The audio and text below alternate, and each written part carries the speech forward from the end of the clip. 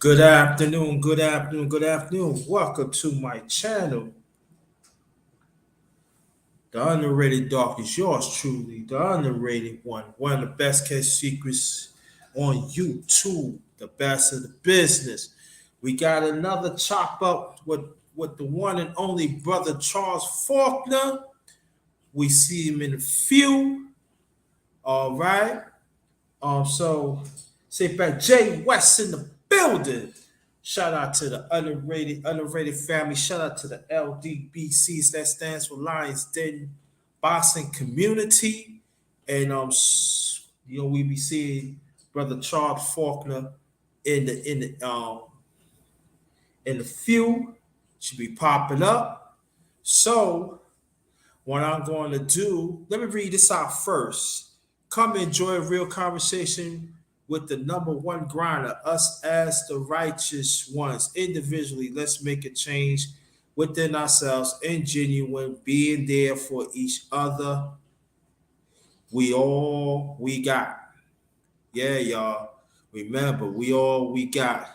So, what I'm going to do, I'm going to hit y'all with this intro. All right. And I will be right back. Chayas, what's good with Chayas?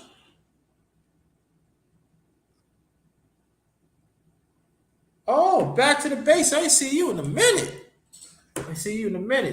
Child, brother Charles, what's good? What's good? So I'm gonna hit y'all with this intro, and I will be right back.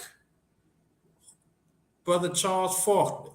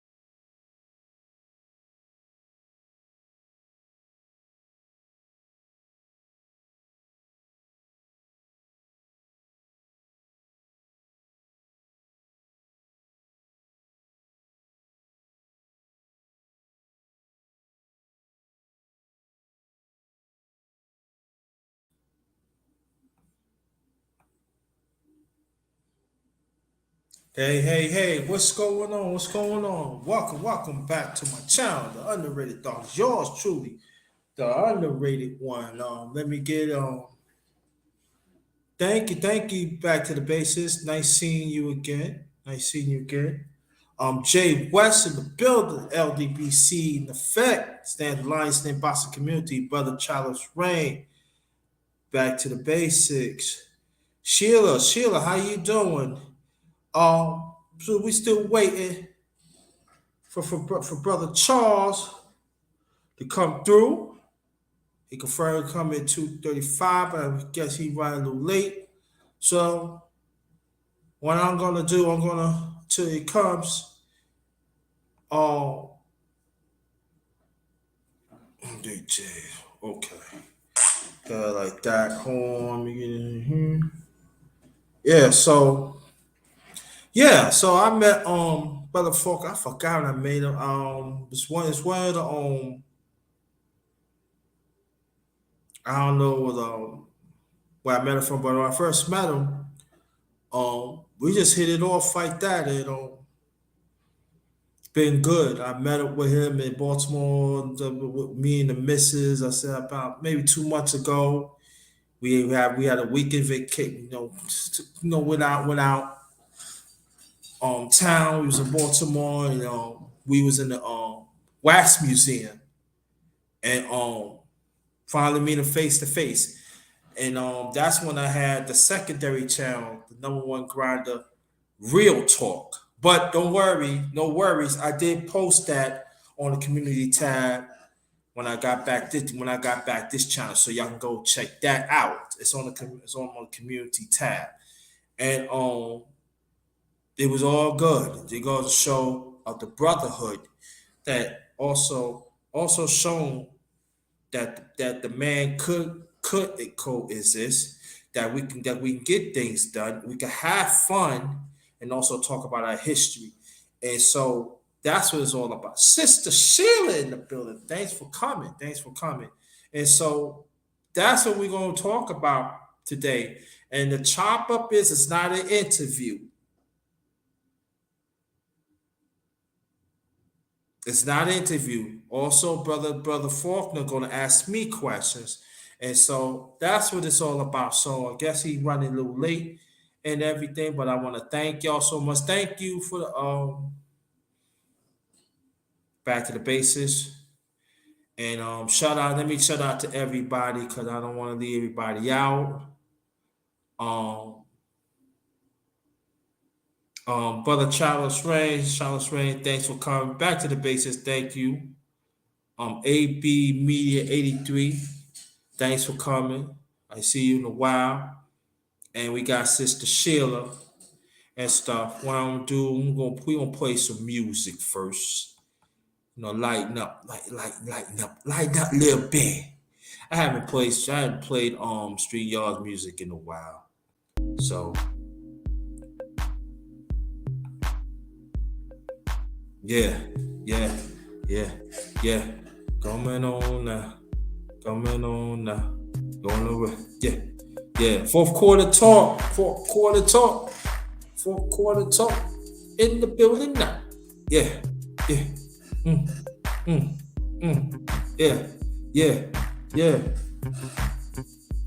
Okay, yeah. Okay. I'll be back, yo. I'll be back. Number one grinder in the building. Yeah. I'll be back.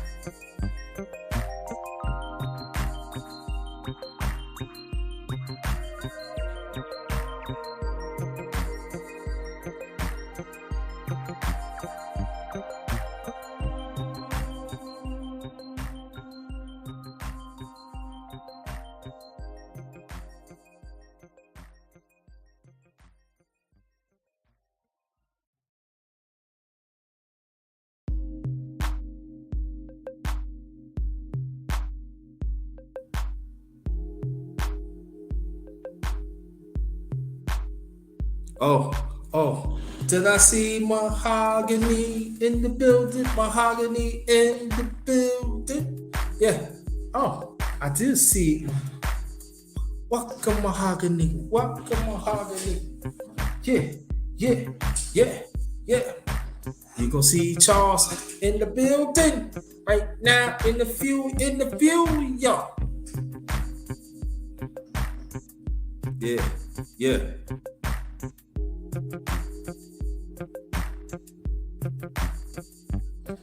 Shout out to everybody, y'all. Shout out to everybody. Glad everybody in the chat.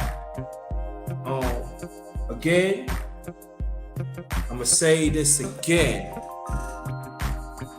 I'm gonna say this again. This is not an interview, it's a chop up. Now I ain't rapping. I got little bars, but my bars. So, but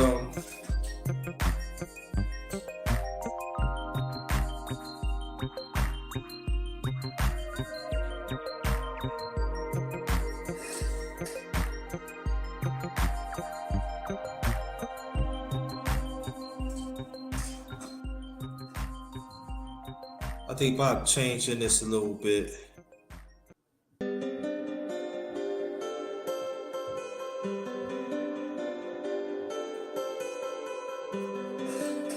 Yeah. Yeah, so shout out to everybody in the chat. You see Charles and a few.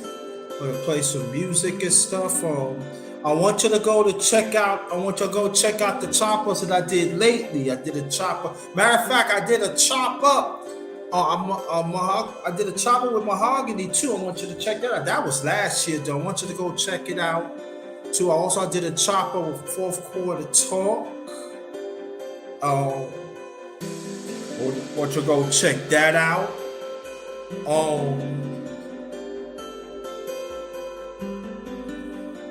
I did a chopper with Deanne Irvin. I did a chopper with Sister Beach. I did a chopper with my brother, the analyst, Jehan, the analyst. Shit, Diggy, what's good? Thanks for coming. It's a chopper, mahogany. I know it's like interviews. Yeah, it's a chop up. I've been doing the choppers for going on. Matter of fact, my very first chopper was with my brother Tom Malone. That was like 3 years ago. Then I did a chopper with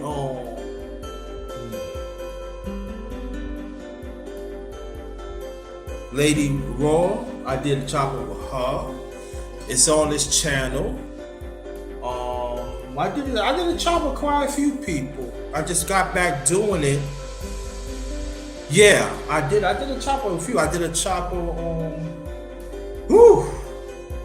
I did I love to talk. I did chopper with her. Matter of fact, I did chopper with her that Thursday, and then Mahogany I did it the same week on a Saturday. Yeah. I did choppers quite a few with women, you know. Now I ain't been big, brother. I just been just doing my thing, and you know I appreciate the compliment, but I just want to stick what I do, you know. That's it. I handpick people who I want to chop it up with, who I want to be with. It's working for me, and that's what it's all about. So we are waiting for Brother Charles Faulkner so he can get it in, get ready, and but yeah. So let me talk a little more about myself and everything. My channel is all about diversity. My channel is, hey, it's what you see, it's what you get. I'm all about encouragement, but also holding accountable. Also, women, so women, I encourage women, but I hold women accountable. You know, unfair. I talk about sports. If it's something spiritual that I need to bring, come out and come out too. So, woo! All right, Charles, come straight, come right in. Yep, you see the one and only brother Charles Faulkner Jr. Woo! And so you be seeing him any second now.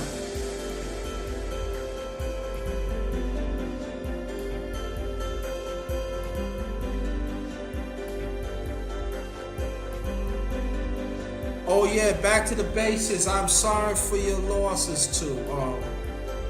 Yeah, and you know, so trust me. No worries. I'm gonna reach out to you too. And so I'm sorry. So y'all gonna hear some stuff, and also Brother Faulkner is gonna ask me some questions. So trust me. So then we gonna wait, get himself together, So matter of fact, oh man, I got me.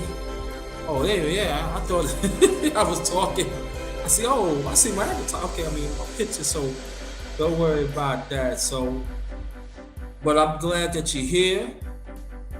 Anytime. I don't worry about it. I reach out to you soon. You know, I know that you're going through certain things, so like that. So you need time. So I get it. So don't worry about it. I reach out to you soon, and we talk and everything. But you know, the underrated one is good. You know what I'm saying? I'm good. I go through my trial tribulation like everybody else. Hey, but I'm here.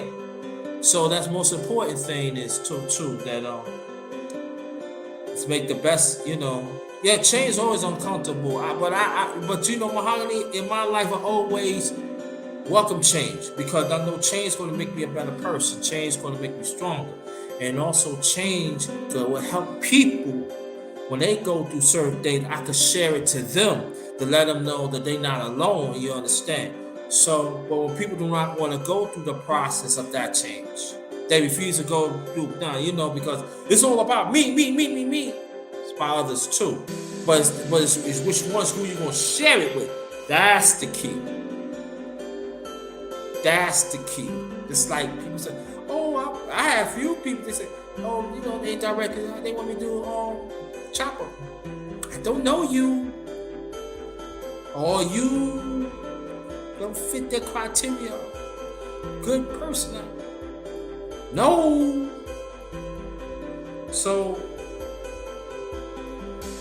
the best, so the good, so the best, so the thing about that, right, is Mark Nash in the building. Thanks for coming. Appreciate you. You be sneaking up though. I don't like that. I just messing with you. Shout out to Mark Nash and stuff like that. But for me, I'm grind. You know, that's all I'm always going to grind. No matter what I do, I'm going to grind. You know? So, but I'm glad that you're here. I'm glad that you're here. And we should see Brother Charles any minute now, any second now, and everything.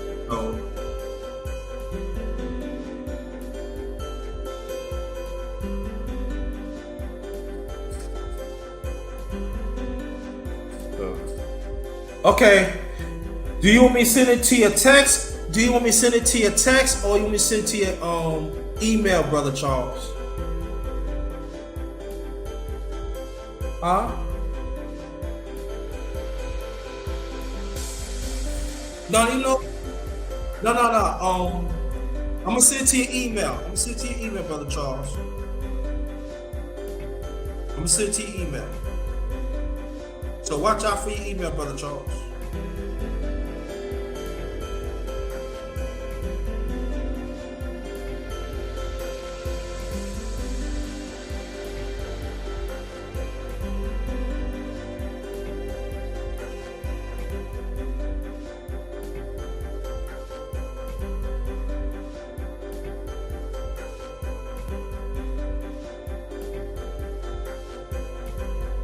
Already send it.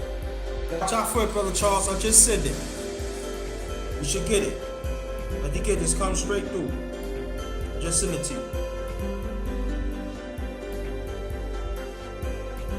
And after that, when Brother Charles comes through, we cutting off the music. We cutting off the music, y'all. Let the music play. Oh, let me.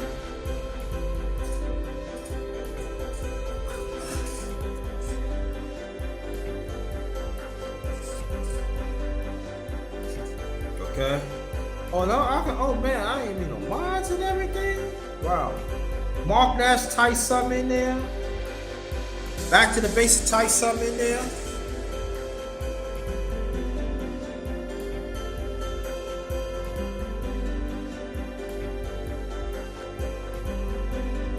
Back to the basics, type something in there now.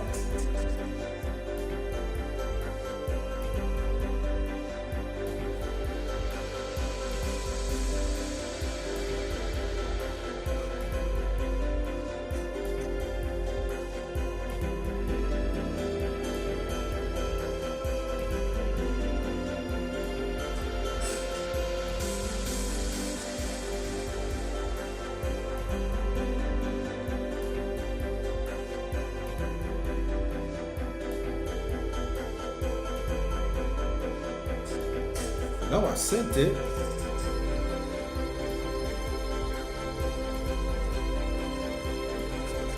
Anytime, anytime.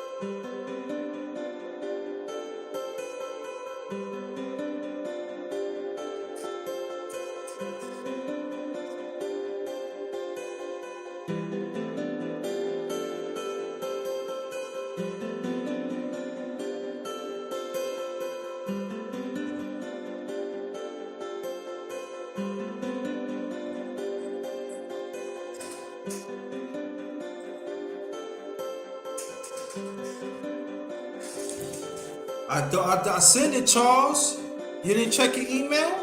I sent it. Hold on. Let me check. I sent it.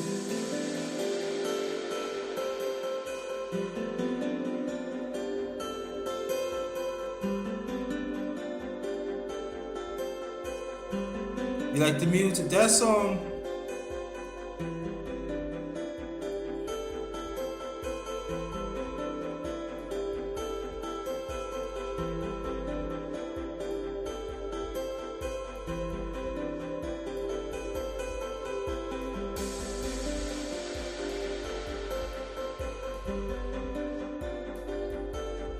yeah, check spam. I sent it.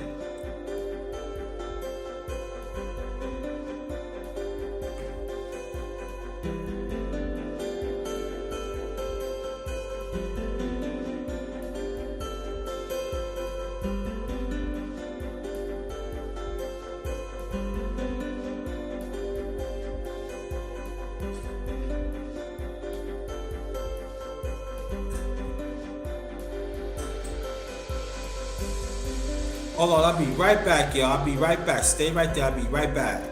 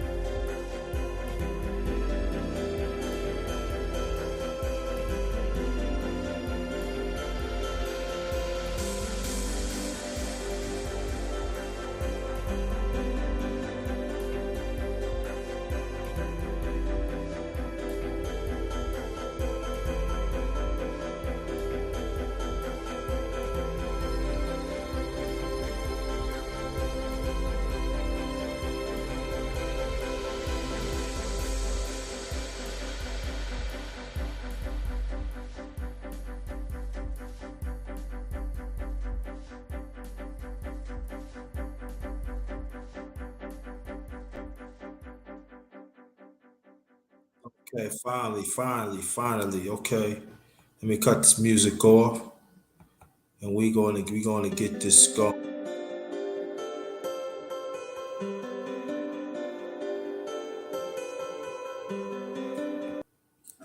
All right, finally.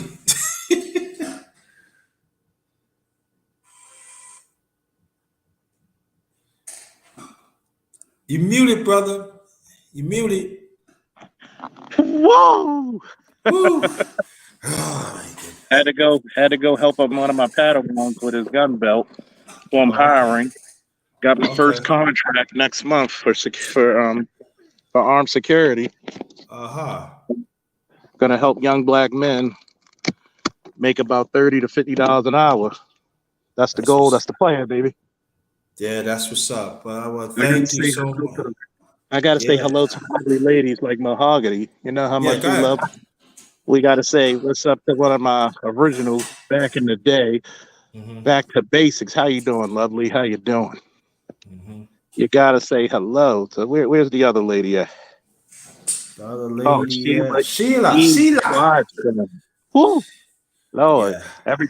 Every time the Faulkner man and the underrated one comes out, the ladies come out to play. Woo! Yeah, they do. I can tell you that. They do.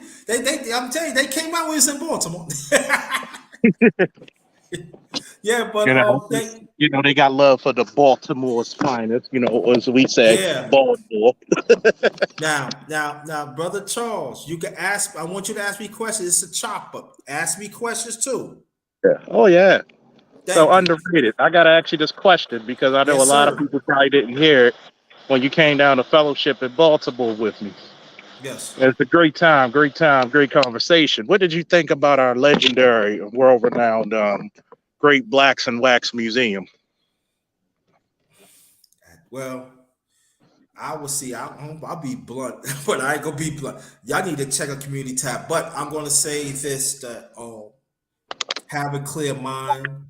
If you love our people, historically, it's emotional, Oh yes, and it's let me know personally when I'm with the Miss. I have to talk for me that we got a lot of work to do yes, to mend the relationship between the black man and the black woman. And it's in the community tab, y'all. Yeah, when I done it, it was on my secondary channel, the number one grind of real talk. But I did when I got the channel back. It's on the community tab, so y'all go check it out. But it was moving and it's hurtful, and it was yeah, at times that the miss had to like hold my hand, like, and even have to hold hers, like it makes you angry. But I want y'all to understand this too. The one that understand that the one had put the wax museum at, I imagine how they feel. and tell them how lifelike those wax figures are. It's like you in that time. Yeah, you're the time machine, man, and it's like I remember going into it as like as a young boy, and the first thing that hits you when you walk in is that Hannibal on top of that pachyderm, or Mm-hmm. commonly known as an elephant. And it's like life size elephant and a life size black man, probably one of the world's greatest generals on top of it. Yeah. And it just shocks you into reality. Like, this is what Roman centurions had to face. Like, Right. what the hell is this? But when you Mm-hmm. see the one about the transatlantic slave trade, Mm-hmm. that shit will bring you to your knees. I don't care Yeah. what resolve you have, it'll bring you to your knees. Mm-hmm. And And a lot. also, yeah, go Oh, ahead. go ahead. No, go ahead, go. Okay. I was like, that's a very emotional. You'll see a lot of our greatness, but you'll see a lot of our setbacks as well in brutal and living color. But go ahead, Yeah. underrated. And I'm glad you must have read my mind because I was reading about that too, the setbacks and the continuing setbacks that we going through as a people. And but when I was going through that, in the midst me we was in the car. This is not. Now I'm gonna tell you about This is the visit he was talking about was in Baltimore. So when I was in the car, I was just like thinking, and I was like, for me, I was working on getting my channel back, but I ain't gonna say it wasn't pushing my other secondary channel. What I'm not gonna say that, but I could say it is that this channel has to come back because there's work need to be done. And I know for me personally, the meetup with Charles like almost an hour later, and then we chat on that and everything. This is what brotherhood is all about. I want to show people that despite you know it could be financial brackets or be whatever. At the end of the day, we are still black men.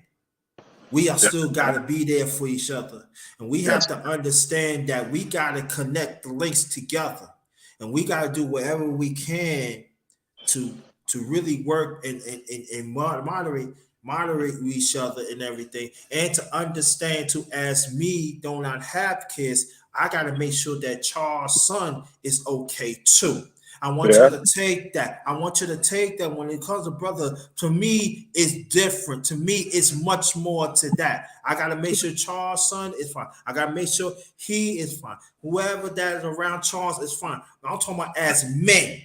As men, and We that's the got to brother. do that, and so we got to talk about. So the meetup with Charles, you got to understand more. For me, I see them.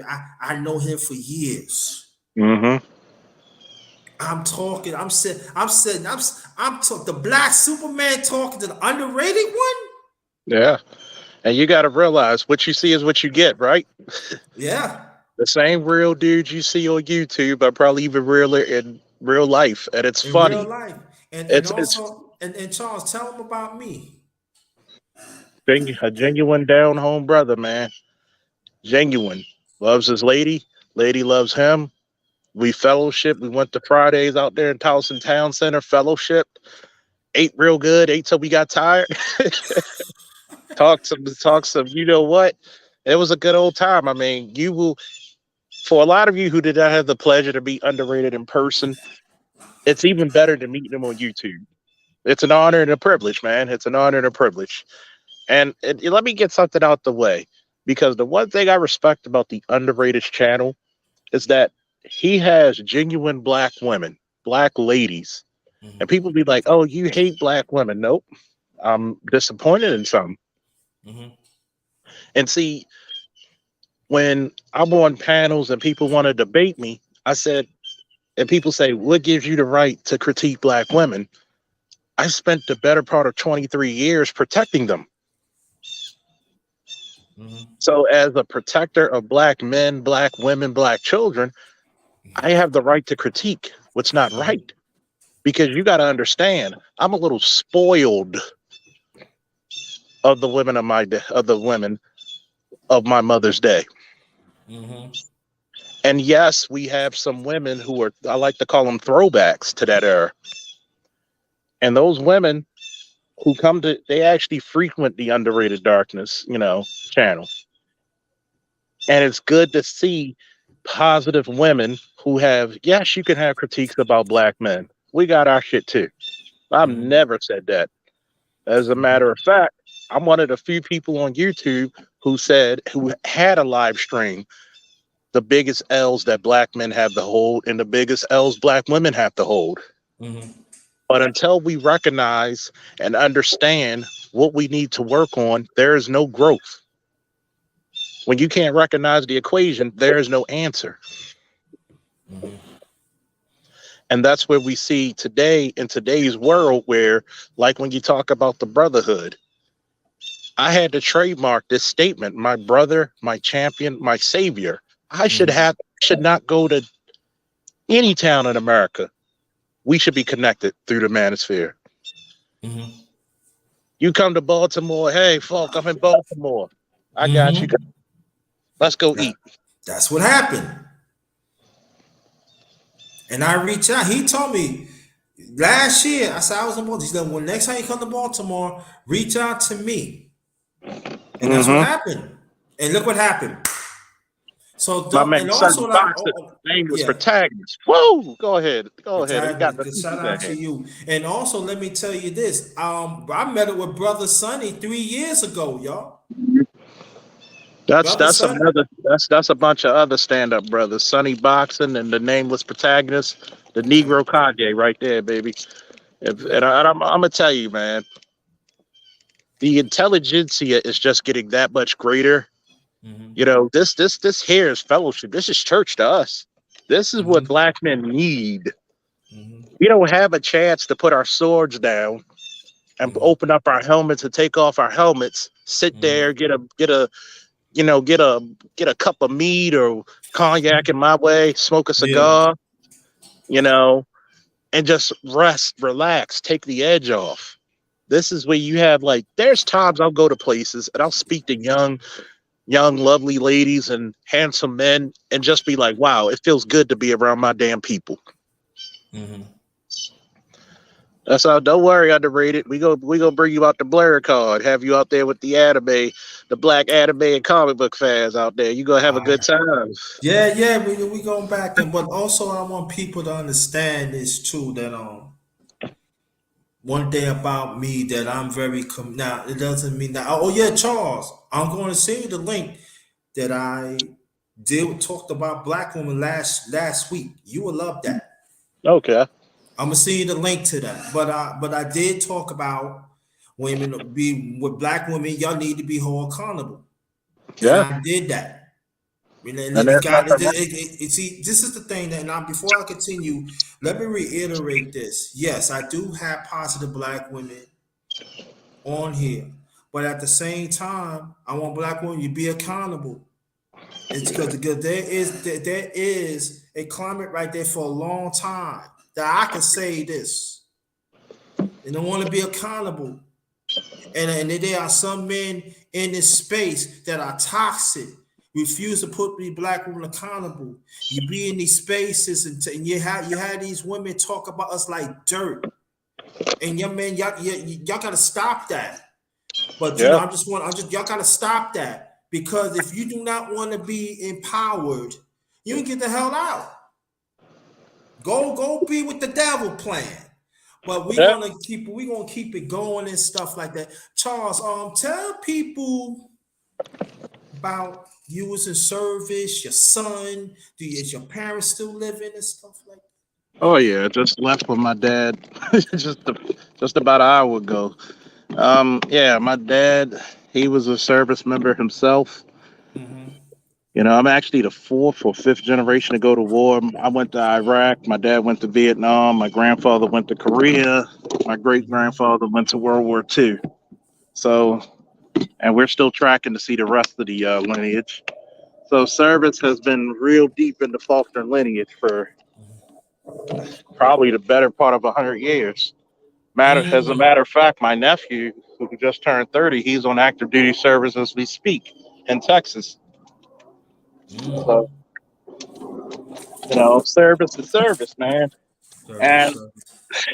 you know, spent some time in Iraq kicking indoors, waving the M4. Mm-hmm. Had some of the best times of my life, man. Mm. Some things that you learned lessons. Mm-hmm. I encourage. Hopefully, it's not too noisy, but I encourage Now I all can hear young you. men. I encourage all young men to go out. If you don't have any idea what you want to do in life, go join that military service, man. Go see the world. And I think that the sisters out there, the good sisters that we still out there, will appreciate a very worldly and well traveled and well learned man. You'll have a better set of husbands. You'll have a better set of brothers, fathers, leaders. You know, Mm-hmm. I think that we rob our young black boys from those experiences that other races of men take, you know, and they take for granted. But yeah, you know, my life has been a life of service. You know, I spent about 15 years with the Baltimore Police Department in Northern District, Mm. 524 posts. Hopefully, you know, right now I'm just getting my just waiting for my hearing so I could get my medical retirement. Mm. Just recently, I was given my service connected 50% disability by the VA. And Mm. in March, I just started my security firm, Black Line Security. Mm. And So, I want to invite you back, Charles, because I wanted you to talk more about that too. But that's going to be in another live, and I want to do a special on that too. And so very soon with that, I really do, because I think it's very important. oh yeah, You know, don't worry. Anytime you just give me the call, I'm coming. I'm coming with the bells on. thank you, I appreciate that. I do want to ask you this question that I was in your live. I said about maybe 2.5 years ago, and I want you to explain to people that there's a misconception that women do not that they feel that women don't violate men, and I want you to tell the people the percentage from then to now, please, because you a veteran. You is a veteran, and you know what's live I'm talking about. So explain to people why, because there is some false news out there. One of the falsehoods I Yeah, hear, tell me. Yeah, go you ahead. know, repetitively in these YouTube streets is that it's dangerous to be around black men.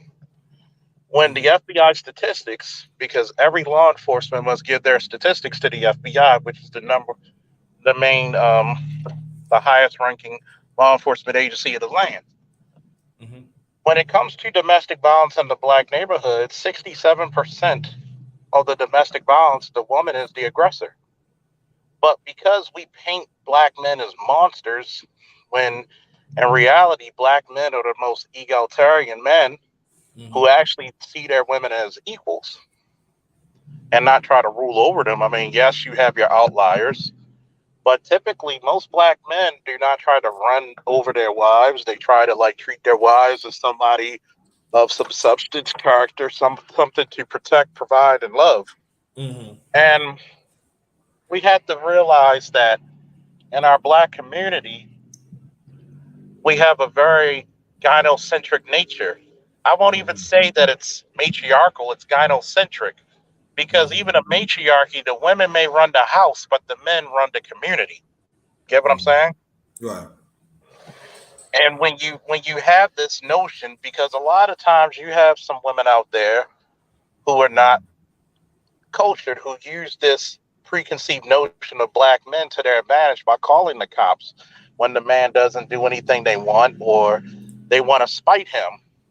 Which I will tell you first and foremost, why are you calling the cops on a guy and it's just an argument? You're not in danger. You're every relationship you have, you're gonna have disagreements. As long as you don't put your hands on each other, Mm-hmm. you're cool. But you have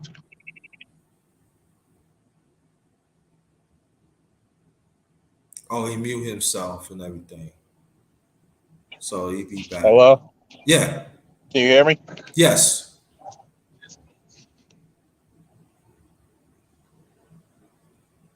Oh, there we go. The street yard, you're starting that thing again. Oh, he back though. See, he come back in. Yeah, I'm telling you. But again, welcome to my channel. The underrated dog is yours truly. The underrated one. You see the one and only the Black Superman Officer Charles Faulkner Jr. And this is the chop up with him. And thanks everybody to come in. Mr. Read the comments out here till he gets back. Oh, let me see. But welcome everybody. Very much appreciate you showing up and everything. And so we gotta learn to build on that, y'all. We need to build on that. Each of us could do whatever we can to build our community. And that's true, brother protagonist. Yes. They are motivated, but their men are sacrificed even more indicators into manhood. Yeah, agree with that. Um Sheila said, I had to blow up my city council and said our black men are abused also. Yes, I agree. Back to the basics that domestic violence is the most dangerous even event as police officer response. Yeah. And let me say this though. And I know that we also here in this space to Brother Charles come back. I know that the people hearing we need to get ourselves together and stuff like that. Yeah, we did need to get ourselves together. Yes, I agree. But also, let's not drop the ball of the people who work for this evil system too. We could do both. Now let me get back, brother Faulkner here. Here you go. You're gonna mute your Sorry mic. about that. I'm back. I got cut Okay. off. But yeah, it's sad because when you go to these calls for domestic violence, I've been to a call where a lady bust a guy's nose open with a lamp, cut his nose, split his lip, and she wanted him arrested. I said, no, you committed violence against him. Are you serious? Are you freaking serious? And one thing I think about it is this: I'm a guy who will tell you, look, as a black man, we are not perfect. Just like black women are not perfect. We should love each other for all our flaws and disorderly conduct sometimes. But at the same time, use your words. Women are supposed to be the better at communication than men.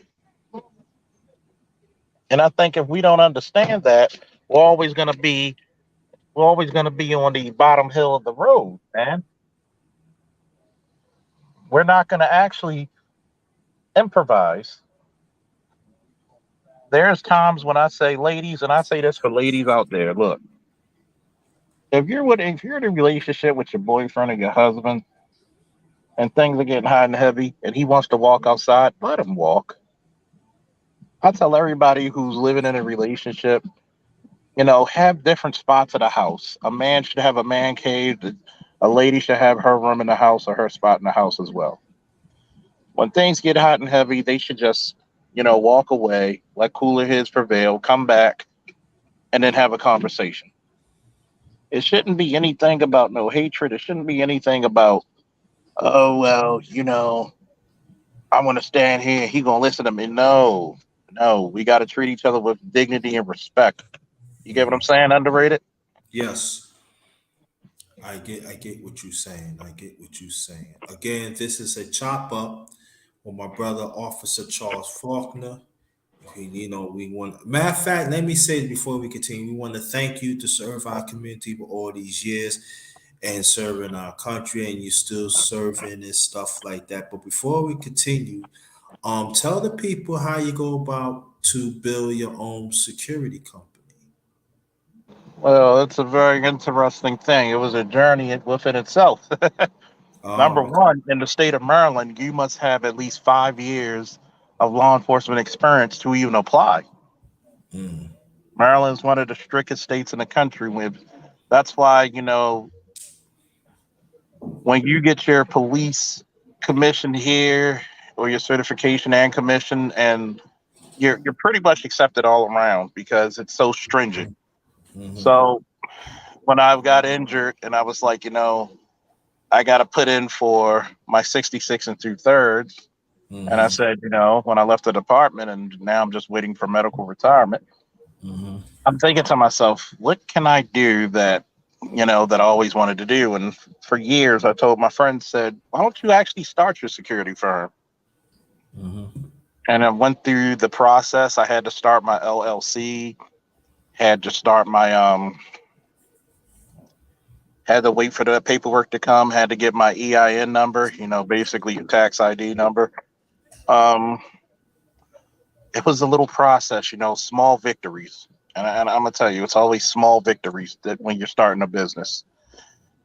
And once I got all that information together, I went to apply for, the state police because usually within the 50 states, the state police usually, unless they have a bureau that actually takes care of handguns, your security, but most likely it's going to be state police. Mm-hmm. You apply with them to get your dual licensing for security guard clearance and for private detective, because a private detective, you can do a lot of things. You can do investigations, you can serve paperwork, you can do ununiformed private security or executive protection. You could Mm-hmm. actually even apprehend fugitives from law. Mm-hmm. So I applied for the dual license, Mm-hmm. and it took about a month or two to get that. And once I got that, it was on and popping. So after that, I was like, hey, what else can I do to make this business grow? Why not? Why not go put yourself through the NRA? So I'm right now. I'm a certified pistol, rifle, shotgun protection in the home, protection out the home, certified, and also a qualified Maryland State handgun instructor. So yes, I can actually qualify people for their CCW. And oh yeah, CCW instructor. I can actually qualify for their concealed carry, and if they're doing armed security, I can actually run them through the course and certify them. Wow. Mm. And check it out, yo. We got it in this space. So I was y'all. Make sure you link up with him so he can give you the information to protect our community. Now, also I want to ask you this Yeah, man. question. Okay. Oh, go ahead. Go ahead. Okay. I want to ask you this question. On your channel, there's always somebody want to contradict what you were saying. And I want you to explain to people why it's so important that, especially we know the truth, especially if you have the information, and tell the people how you deal with that. Well, you know how it is underrated, and a lot of Hmm. people like back to basics have been following me even before I started my channel. So a lot of the people I've garnered my respect for being on the Angry Man Show. Shout out to the Valdez, and Yeah, shout out shout to the out to Master Teacher BGS, because they gave me a real big push on these YouTube streets. And shout out to the Snowman who got me started this podcasting thing in the first place 7 8 years ago. Um, them. the one thing about being right is that you got to understand when you're right about something, Mm-hmm. you got to know that you're going to piss people off, because Mm-hmm. nobody wants you to upset the status quo. And Mm-hmm. I have a lot of people who come to my channel and want to debate me. And I'm like, look, if you want to debate, let's debate upon the truth. And two, let's not debate about things that we talked about 5 6 years ago. Right.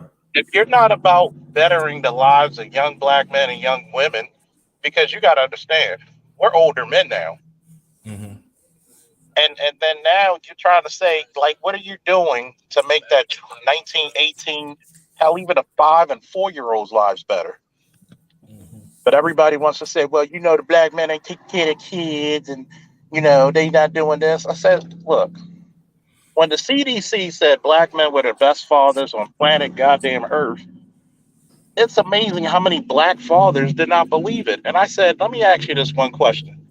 How many L's do the United States government like to take? Zero. So for them to admit this actually says, you know what, we got to give these brothers their credit.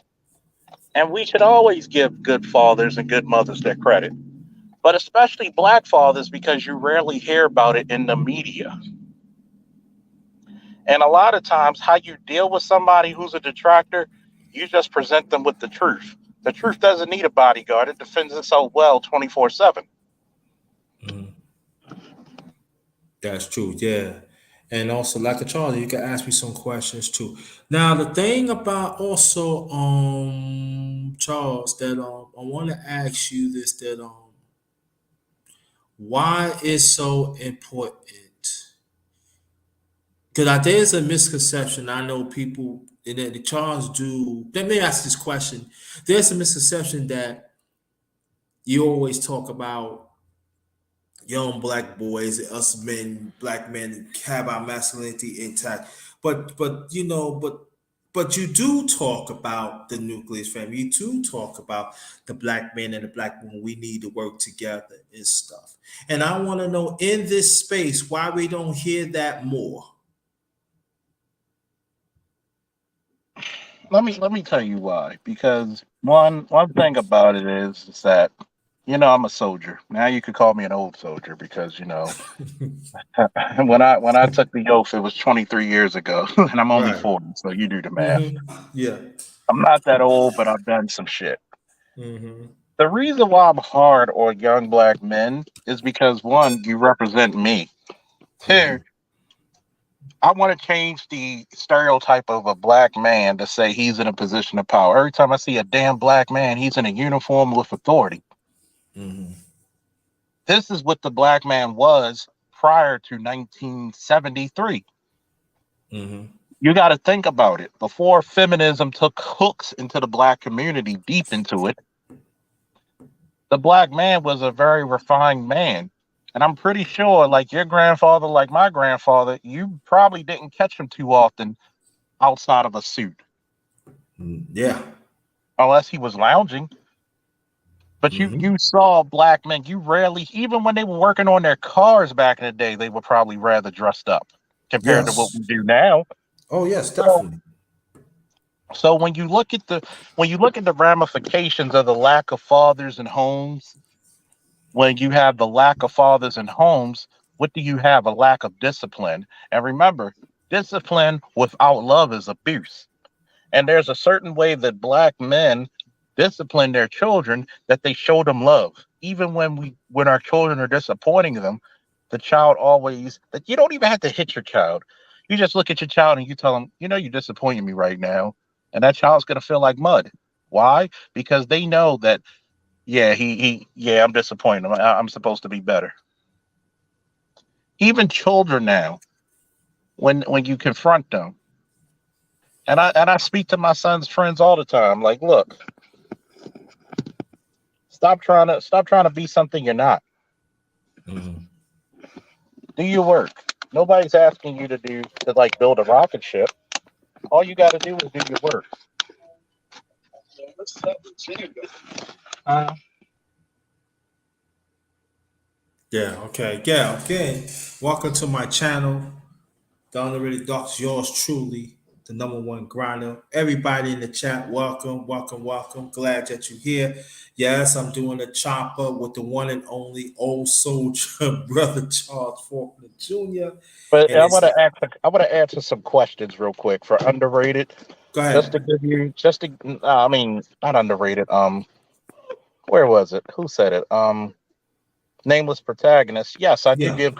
I do offer credentials such as security. I can actually qualify you to be armed, and I also give the private detective credentials as well. Okay, cool. All right. That's what's up. Yeah. So that he answered that and everything. But the thing about are you willing to take questions? Oh yeah, I'm willing to take questions. People could come up and ask me, or they can put it in the chat. I don't Yeah, put mind. in the chat. Yeah, put in the chat. How long you could give us? How long you give us? Whatever you need, man. Okay, cool. All right, good, But good. I'm gonna But say this. I'm gonna ask you this question, go underrated. ahead. Go ahead. For a lot of people who may be new to your channel, tell them what is the purpose of your channel and the Fellowship of Black Men. My thing, well, that's a good question. My answer gonna be broadened, but I'm gonna keep it short. I just want us black men to know our purpose. No matter, we got to do whatever we can to be together. And that's my purpose. That's part of my legacy. I want us to succeed. I want us to like when we in war. I want to know Charles. When Charles go in war, I want Charles to know that I'm in the war with you. We gonna go. We gonna mud it out together, and that is my purpose because I know the system do not want the black man to succeed. And I'm just talking about black men. I'm not, I'm talk. I could talk about our our family in our community. That's another conversation. But they do not want us to succeed, and they doing a damn good job to be separate a certain black man because you know They give their masculinity away to the system. I'm fighting for mine. Like I always said, my masculinity is not for sale. It's not for sale. So I'm just saying like this though, for me in this channel and even out of part, the sister gotta take me out. But because I'm not giving up, I'm not giving up on my brothers. Now there is a Yes, difference. sir. There Yes, is sir. a difference of toxic brothers. Y'all on your fucking own. Fuck that. You're on your own. I'm not saving you. But our brothers, I gotta fight for them because I know what it's like in my time. That just a few fought for me, and I see what my two grandfathers had to go through when I was very very young. I lost my grandfather on my mother's side. My father is 72. I lost my father's father in 74. I was Mhm. 6, and also I was 8. It had a direct effect on me because one from New York and one from Georgia, but they had an effect on me of masculinity. They take me and show me some things and stuff. And I was very appreciative of that. And like I said, personally, it hurted me for a long time. It was like it was like an elder effect. Oh And yeah. Oh it's an yeah. elder effect. And yeah, I had my father, don't get me wrong, but that elder effect, that the genuine elderly love for you, and they think, it's like this, right? When I was just to play, I remember one time, back in 74, my grandfather, oh, he called him Pop. That's my father's father. He came around. I was shooting hoops with these. I was playing ball with these guys, and I was scoring a point. He said, "This is what he was doing. That's my grandson. Work Yeah. on your left hand." And I Yeah. said, "Wow, you do care." And You I know, never forget. I hate to Yeah, interrupt you, but I have to go ahead. say this for the people in the chat. Nobody loves you like a mother, but nobody builds your confidence like a father. And that's one of the main ingredients missing Mhm, in today's young men. They yeah. have no confidence. There's Mhm, no, I don't care how much you love your son. It takes a man to put him out there and put him through the forge. And see, mhm, people don't understand steel. When you break down steel, it's iron and it's carbon. And when you take all the impurities and all the iniquities out of that iron and it mix with that carbon and it forges into the alloy, it is rather perfection. And that steel, though it may be lightweight, but the tempered strength is incredible. And see, mhm. when we don't have that crucible, that forging moment that only a man can bring, you're going to bring out faulty men. But continue, please. And so I remember he clapped, and I ran. He hugged me. He said, "I know you could do it." And he trying to explain to my father, because my late father was not like the lovely type. He was like the provider, protector. You know what I'm saying? He said, "That's what he need. That's what he need." And so when he passed away in 74, that left a void. You hear what I'm saying? That left a void, y'all. Because see, and then I will go more on Charles' point and everything. See, the people fail to understand. Yeah, women are not a nurture, but us as men, that masculinity nurturing that sometimes that we don't talk about. I do talk about my channel that we solely miss, and that was a void for me for a long time until other men came in my life that helped me. And so for me is right now what I'm talking to you about, it's very revealing. Even also, I do want to bring this up. And Brother Charles, and I talk about this story because I had to bring it up again of the nourishing of the masculinity nourishing. I tell this on Brother Charles Faulkner channel. That he don't know is once upon a time, me and my friend, we went to the Bronx. This is why I was living in Brooklyn, New York, born and raised. So shout out to Brooklyn, New York. I had witnessed.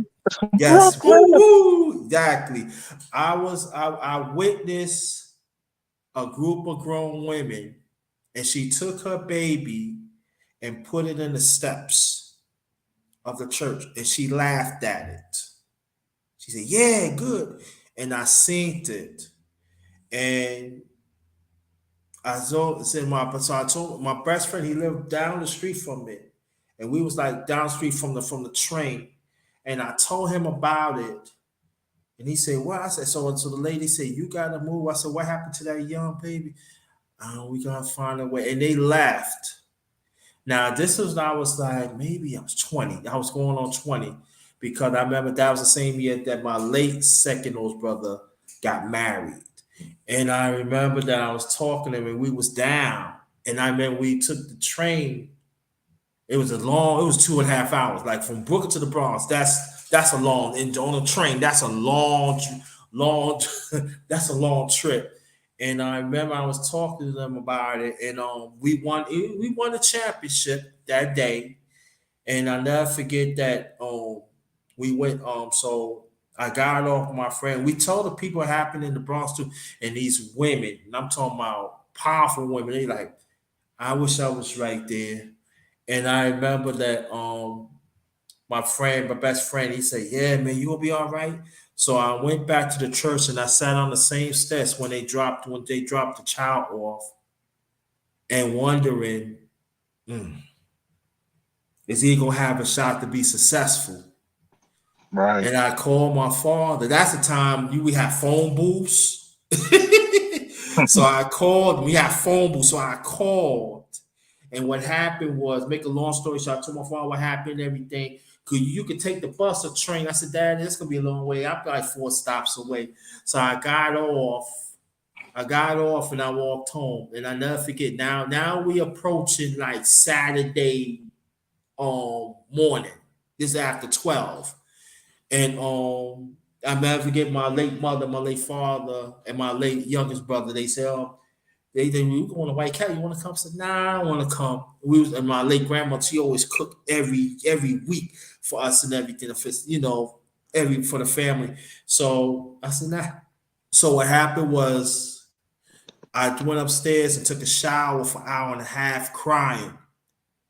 Wonder, is that young black babe, the beautiful one, is going to have a shot?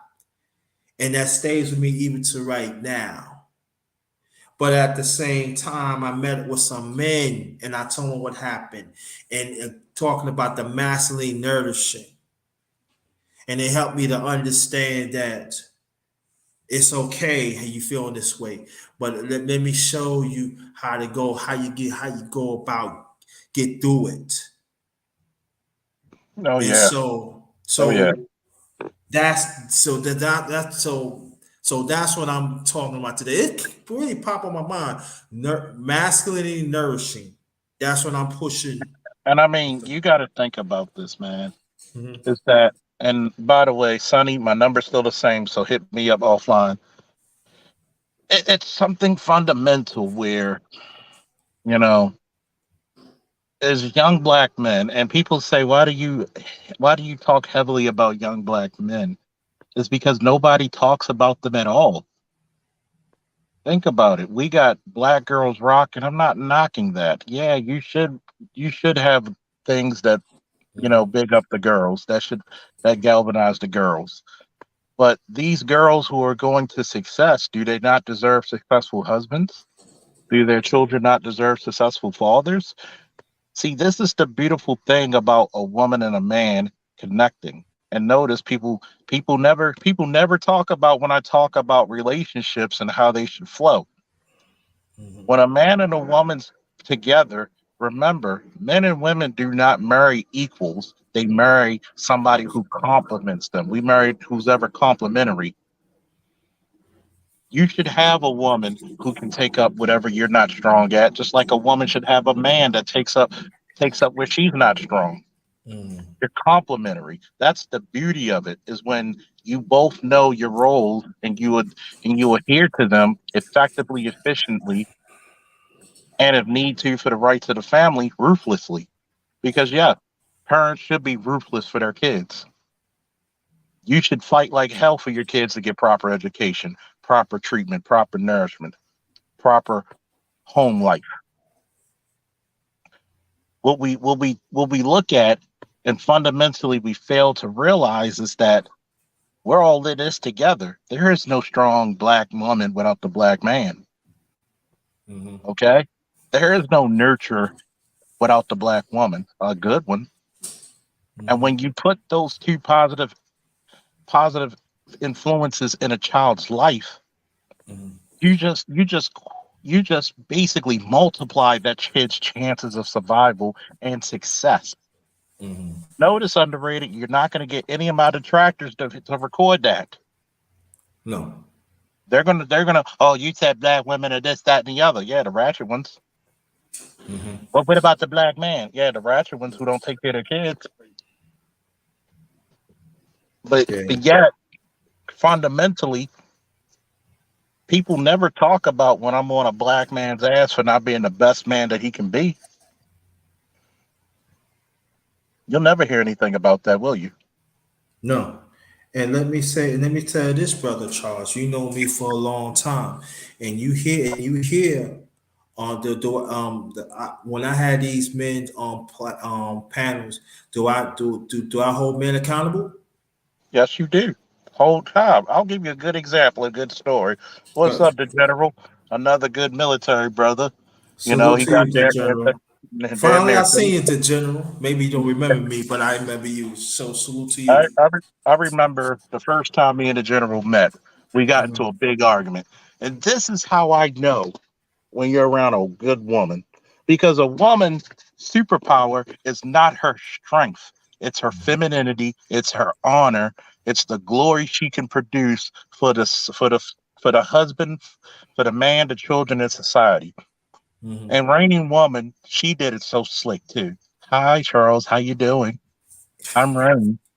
How you doing, Rain? How you doing, love? And hi, General. I'm Rain. And he was like, "How you doing? How you doing, beautiful? I'm the General." And we just calmed down. So one time, me and the General actually spoke, and we are like, "I see why we kind of went at each other like that. We're the same goddamn person." And it Hmm. was nothing but love ever since. That's how a good woman settles an issue. She didn't emasculate us. She didn't mommy us. She just used her feminine wiles just to say, you know what? I know how to calm this down. I'm going to be in my feminine. Hmm. And see, and shout out to General who was on a panel with me, not gonna name names. And the General was right. You say things to a person, and that person can't defend himself. See, nobody hears the panels of you and I underrated. Is Hmm. that the fact that we love black women? We're Yeah, just I'm we're with just one. yeah, Charles, I introduced Charles, to, right? yeah, exactly. I'm talking to one now. She just texted me, and it's Mm. funny because nobody ever says, why am I such a stickler to masculinity? Because you're a good woman deserves the best out of you, just like you deserve the best out of her. Yeah. But nobody wants to talk about the flaws of our women. It's okay to talk about the flaws of the men. Cool. Hmm. I've made live streams constantly of the flaws of black men and said one of our biggest issue is the fact that we don't fucking work together, man. Why don't we work together? There should be guys who be like, you know what, coming out of high school, I don't know what to do with my life. Hmm. Let me send you the email to the general, and he'll school you up and smart you up about the military. Hmm. Let me send you to nameless protagonist, another service member. Let me give you to guy like electrician 480, who's a master electrician and can show you the ropes. Hmm. EL 11s, who's been driving trucks since Abraham Lincoln had a small hat. Right. Let me put you in what guy like Dr. Dunbar, who has a PhD in pharmacology. This space is so multifaceted that we should have no problems of making the next generation of men better than us. Hmm. Yeah, that's true. And also, let me say this: shout out to the brothers that is on disability that do have a purpose. We don't talk about them enough, but I talk about them enough. You still have masculinity and you still have a purpose. So shout out to y'all too. So and even young brothers that's on disability, you do have a purpose too. So I want to shout out to them too because they don't be getting mentioned and stuff like that. And But shout out, and I like to say that, and I'm glad you said that. Shout out to a guy like AB Media. who's going on dialysis, but probably one of the most brilliant brothers you ever seen as a Mm-hmm. computer programmer. And Mm-hmm. hit him up because hey, if you have a website idea, this brother can make miracles happen. Graphic Mm-hmm. design, computer graphics, Mm-hmm. website design. I mean, this guy is so talented. And we gotta push our guys out there because you don't know. Why can't we flip our dollar 50 times in our community? Who knows us better than us? Mm-hmm. Who Yes. who? Go ahead, underrated. No, no, no, no. I was saying you're right. You're right about that. And I got certain talents too. You know what I'm saying? I cook, I clean, and I do other things and stuff. I got little talents here and there, and I wanted to share it and stuff like that. But I'm talking about for me. But it seems like in this space, it's not being preached. And I'm not complaining, but I'm going by what I know. But see, we got it when we have to expand. We have to understand each of our brothers. We need each other. We should not stick our nose up of any of us. I don't care if you have a big channel or a small channel. Like my channel is all right. It's over 2,000. Many people say you should be more give and take. I really don't care about it. But I know for me, I got self value in myself. I'm a black man. You know what I mean? And I know the trials and tribulations of a black man. And so when I tell people this, well, I don't care you're a black man or black woman, you're gonna respect what I do. You're gonna respect what I do because I know I'm here for a purpose. And we have to understand that too, because sometimes we get so sidetracked of what, again, experience is experience, but at the same time, we have to understand that there are some brothers do not have opportunities that other ones have. But when a brother give you that opportunity, you got to take advantage of that too. If you're not willing to take advantage of that too, that's on you. Let me say that. That's on you. But there are some. So for me, I'm like the bridge the gap one, like, hey, I'm gonna get this brother. I don't know. Then I'm gonna get this one. He the one that got the expert. That's me right here. I'm, That's I'm me. gonna tell That's what you. I'm all about. I'm gonna tell you. I'm gonna give you a good example. The young Padawan. I'm at his house now. When you called, I was Mm-hmm. helping him fix his gun belt. This is his first gun belt ever. Mm-hmm. Me. I've been working with gun belts for since George Washington was a private. So when I actually had to like configure and anybody who ever had to work with a gun belt or a tactical belt, you know how much of a pain in the ass it could be, especially when it's new. And this young man, when I went to this course for special police officer, because I was just taking courses just to build up my business, I sent him there for firearms training because he wanted to be a part of the crew. He wrestled for me. Basically, I'm like his uncle, his father figure, and his one of his best friends and his bigger brother, all wrapped up into one. And it's funny because he was working the midnight shift at Morgan State for security. And I said, "Do you really want this?" He's like, "Yeah, I want it." I said, "When I pick you up, we got to be there by 8:30. You get off 7. I got to drive 30 to 40 minutes to this place. Be ready." He was tired. He was nodding off, but he made it. He went through that training and said, "I wanted it." Mm-hmm. Now, at 19, he has his permit to carry, his special police certification, his security guard certification, his private detective certification, and this is just 19. And now Mm-hmm. I just signed my first contract where I get to pay my armed people anywhere from $30 to $50 an hour. How many Mm-hmm. 19-year-olds can work a job and say I can make $30 and $50 an hour in just 4 hours? No. Like think about this. But a certain somebody who I will not name said I probably look down upon black boys. I said, you obviously don't know me, do you? You Do I obviously don't know me. do I know this person? So Okay. but I'm not going to give him. I've already No, no, no, prized no, him no. I'm out. just asked. I'm just asked. Okay, I You got you. probably do. You probably do. If you look at my last lives, you'll know who it I'm talking about. Okay. No, no, no, no, enough said. I don't even want to. I already know. I see this person, and he totally against what we talk about. I get it. Exactly. Let's not even give him energy. And the Exactly. fact of the matter that he's not the only one. He's not. No. We're growing. And we're growing young men to be men of stature, character, and resolve. And when people say, well, you talk a lot, why don't you be about it? I've been coaching wrestling for 22 years. I have a 97 percentile rate of pushing young black men across the stage and becoming productive members of society. Your school systems couldn't even brag about that. Mhm. But yet, how many of these schools saying, well, Officer Faulkner, what's your secret? Be somebody that actually will stay in their ass but believe in them.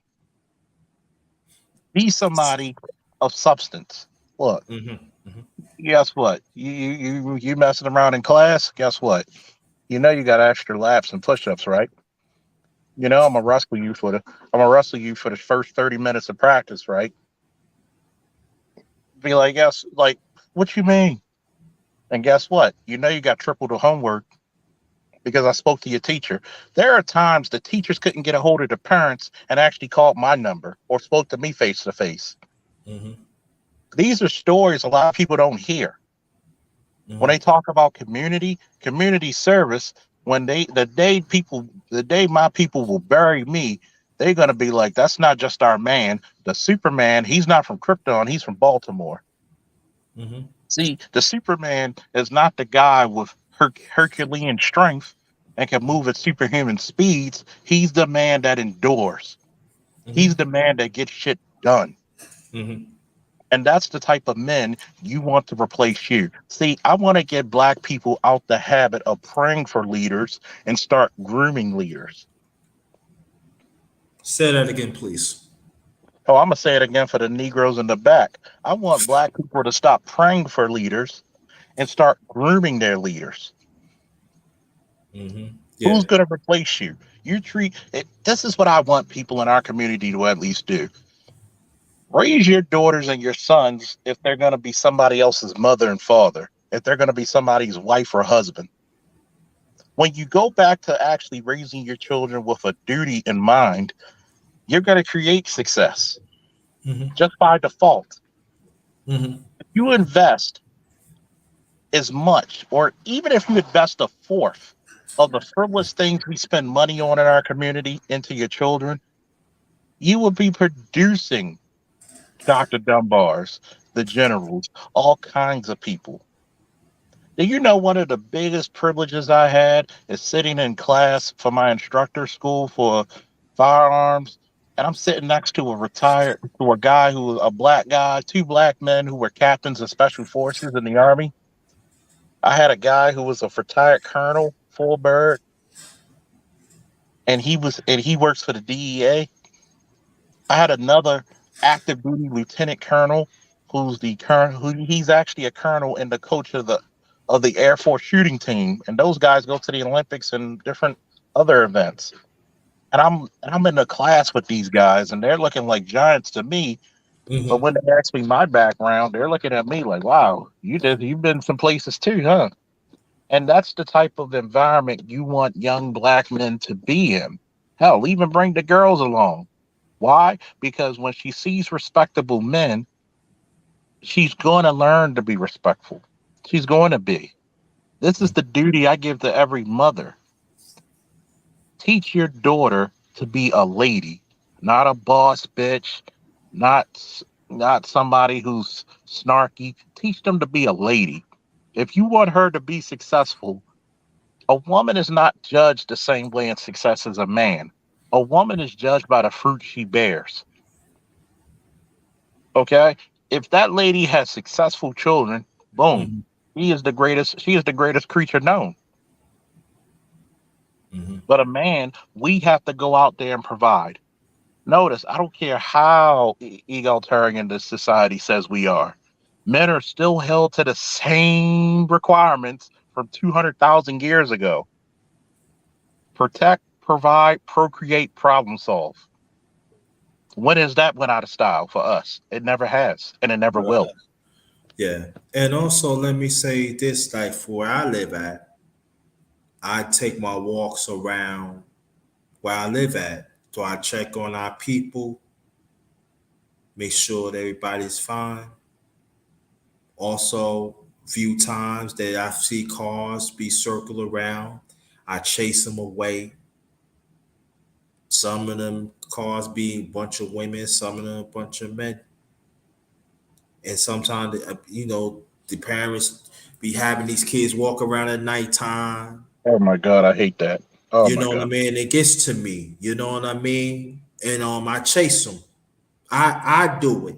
And I'm not doing it just saying, "Oh, you're underrated. You just want to get props." No, I love our community. I Exactly. don't give up our community, There's and I times put my life on the line. I saw a guy beating the hell out of a woman, Hmm. and people just staring there with their phones and watching. Yeah. And I'm just, that's when you have conviction. And when you see something that's wrong, okay, y'all hit each other, okay, get it out your system. But you're just beating this woman unmercifully. And I get out my car, and I had to figure, and I had to lock my car. And I'm like, yo, what are you doing? And he's like, yo, you want some of this? I said, you don't want nothing. I'm bringing. And somebody yelled, yo, he's a cop, and he took off running. Guess what? I probably saved that young lady's life. I don't know her from a can of paint. There are some men who would enjoy that. I don't do it. And I'm like, okay, there's one thing if you're defending yourself and this person's trying to kill you or hurt you, but you're just beating somebody who you just have full control of. There's nothing that person can truly do to you, and you're just beating the hell out of them for just the sake because you're upset. Yeah. And then it's about time that us as black men, regardless of where the matriarchy, patriarchy, gynocracy, we take back our goddamn neighborhoods. We take back our schools. There's times I've lived in East Baltimore, even as a cop, and there's guys who wanted to come on the corner. I said, sir, with all due respect, we don't do that here. You know what they told me? You know what? Even though for some reason people always call me OG, like OG, respect that, respect that. And they'll go 3, 4 blocks away. Hmm. But yet, it takes the amount of courage, something that we don't talk about anymore, No. to actually go up and be like, look, bro, I'm not trying to disrespect you, but guess what? Respect where people lay their heads. We don't do that here in this neighborhood. Think if we had more brothers to tell people we don't do this in our neighborhood. But yeah, but let me tell you what happened one time, right? I was shopping, as you always see me shopping. I had a full shopping cart, right? So I went to ABC store. I was doing a live that night. Let me treat myself a little bottle, little spirit water, old people used to say. So I know that with this guy my age, and I see a young man. He was a minor, a young brother. I said, "What you doing here?" "Man, I'm trying to get me some." "Nah, you don't need none of that. Let me take you to 7-Eleven over here and get you some water. You want some juice or something? You want something to eat?" So what happened was I went and got my thing. I already know what I want. I got it. Then I see this young man carrying a bottle. Who gave you this? He went in there and got it. Why you went in there and got it for him? "Man, he got to find one with him." "Man, he's only 14 years old." So I snatched the bottle from him. So the OG, so the one supposed to set the example, because in Virginia, you gotta be real careful. You get in trouble, sometimes it could be city, and it could turn to state, and it could turn to federal all in one time. We talking about the Commonwealth. All I can say, I did what I have to do to protect them. Hey, you got to do what you got to do sometimes. And then And, instead, so what happened was I didn't even cut you. So I said, "Man, I just missed the bus." But with God's timing, I put my hand there. I had $40. I had to call the cab, one of my peeps, and he was ceasing everything. What happened? He said, "Yo, get in the car." So he took everything we did, get in the car, cause the OG was ready to call the cops on me. But I, I did something to him. Yeah, I'm gonna tell you. Back in the day, I know I'm only 40, Mhm. but for a lot of guys back in the day, you know, remember back in the day, you go to school and you seen the neighborhood drug dealers. Mhm. The drug dealers actually were men of respect. Yep. Okay, they'll have kids come up to them and they'll give the kid $20, $40 and be like, "Look, bro, you don't want this life. Go hustle your books. Don't worry about hustling this rock." Mhm. And we got away from that. You know why? Because even in the 80s, there's some things I had to understand as a child, and I didn't understand it fully till becoming an adult and a police officer. Mhm. I'm much more understanding if a guy had to sell drugs because he couldn't get a job and he had to feed his family, Mhm. not because he wanted the new pair of Jordans or phone posits, as we call phone posits in Baltimore, dopes, because only dope dealers could afford them during that time when they came out. And there was a sense of community. You didn't see an old lady pay for her groceries. You didn't even see an old lady carry her groceries because Yep. all the dudes on the block, if they were sitting on the steps, old lady come up there, they and she could bring her groceries, they bring them right to their house. Right. And you There was remember no. I'm gonna there say was this no. real quick. No, go ahead. Go ahead. Go ahead. You didn't even have crime there because guess what? Even the people who were on the other side of the law, if they found out you broke into some old lady's house, there was hell to pay. Mhm. There See, we was. got away from that Mhm. communal spirit. But go ahead, underrated.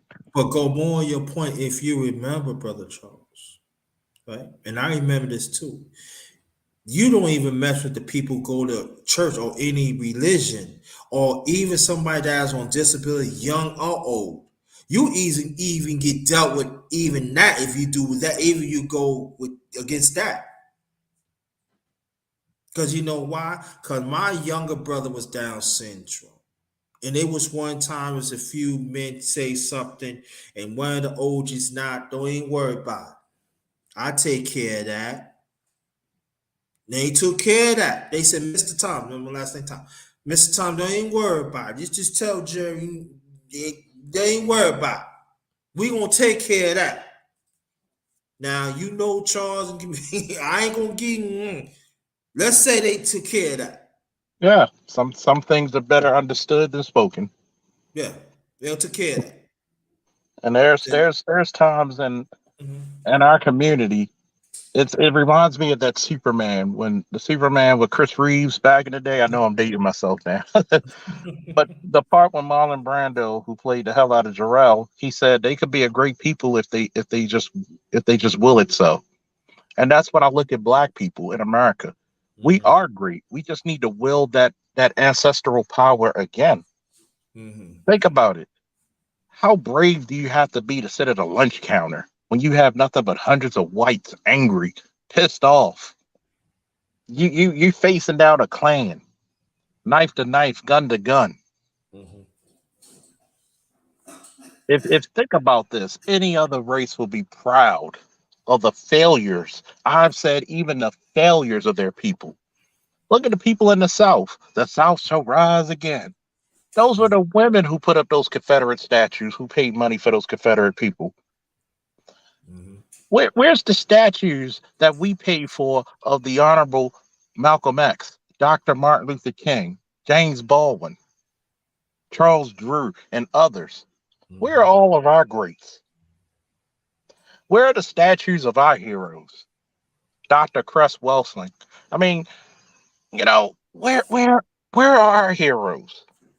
Why are we Mhm. looking for other people to put our heroes on a pedestal? You got to think about it, right?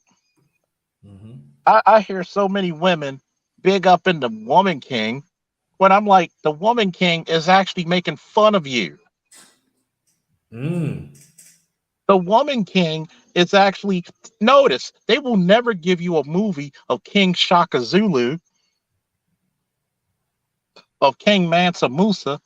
They won't even give you, I forget the queen's name, the actual queen, who when Her people were caught, were enslaved. She galvanized the army and ran up on them dudes and took them out. And this is Africa. Notice they won't give you that queen.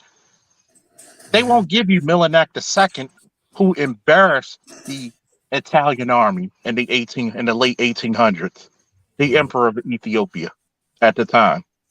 They won't give you those stories, but they'll give you the empire of the Homie, who were notorious of being accomplices of the transatlantic slave routes and dealings. Mm. Think about that. Think about that. They won't give you any of our heroes. They won't tell you about Benjamin O. Davis, No. the Harlem Hellfighters. They won't tell you about the sisters who were who were who basically were NASA.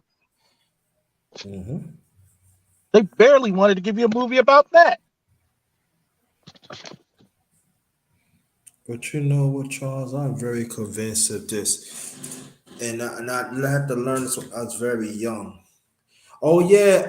If anybody that wants to ask brother Faulkner some questions, this is the time to do it. Put your questions in there. But let me say this: I have the right to screen the questions. If I feel the questions is inappropriate, I am not asking. Putting it out there right now. All right. But I also I noticed that throughout the years, I'm talking about of when I'm living here, any black woman that support the black man vision, they trying to keep them silent. Exactly. Explain. They do. And I want you to go more on that, please, because I remember you talk about that. See, notice, notice of like, let's take I would say our sister, but the Queen Mother, Felicia Rashad, Right.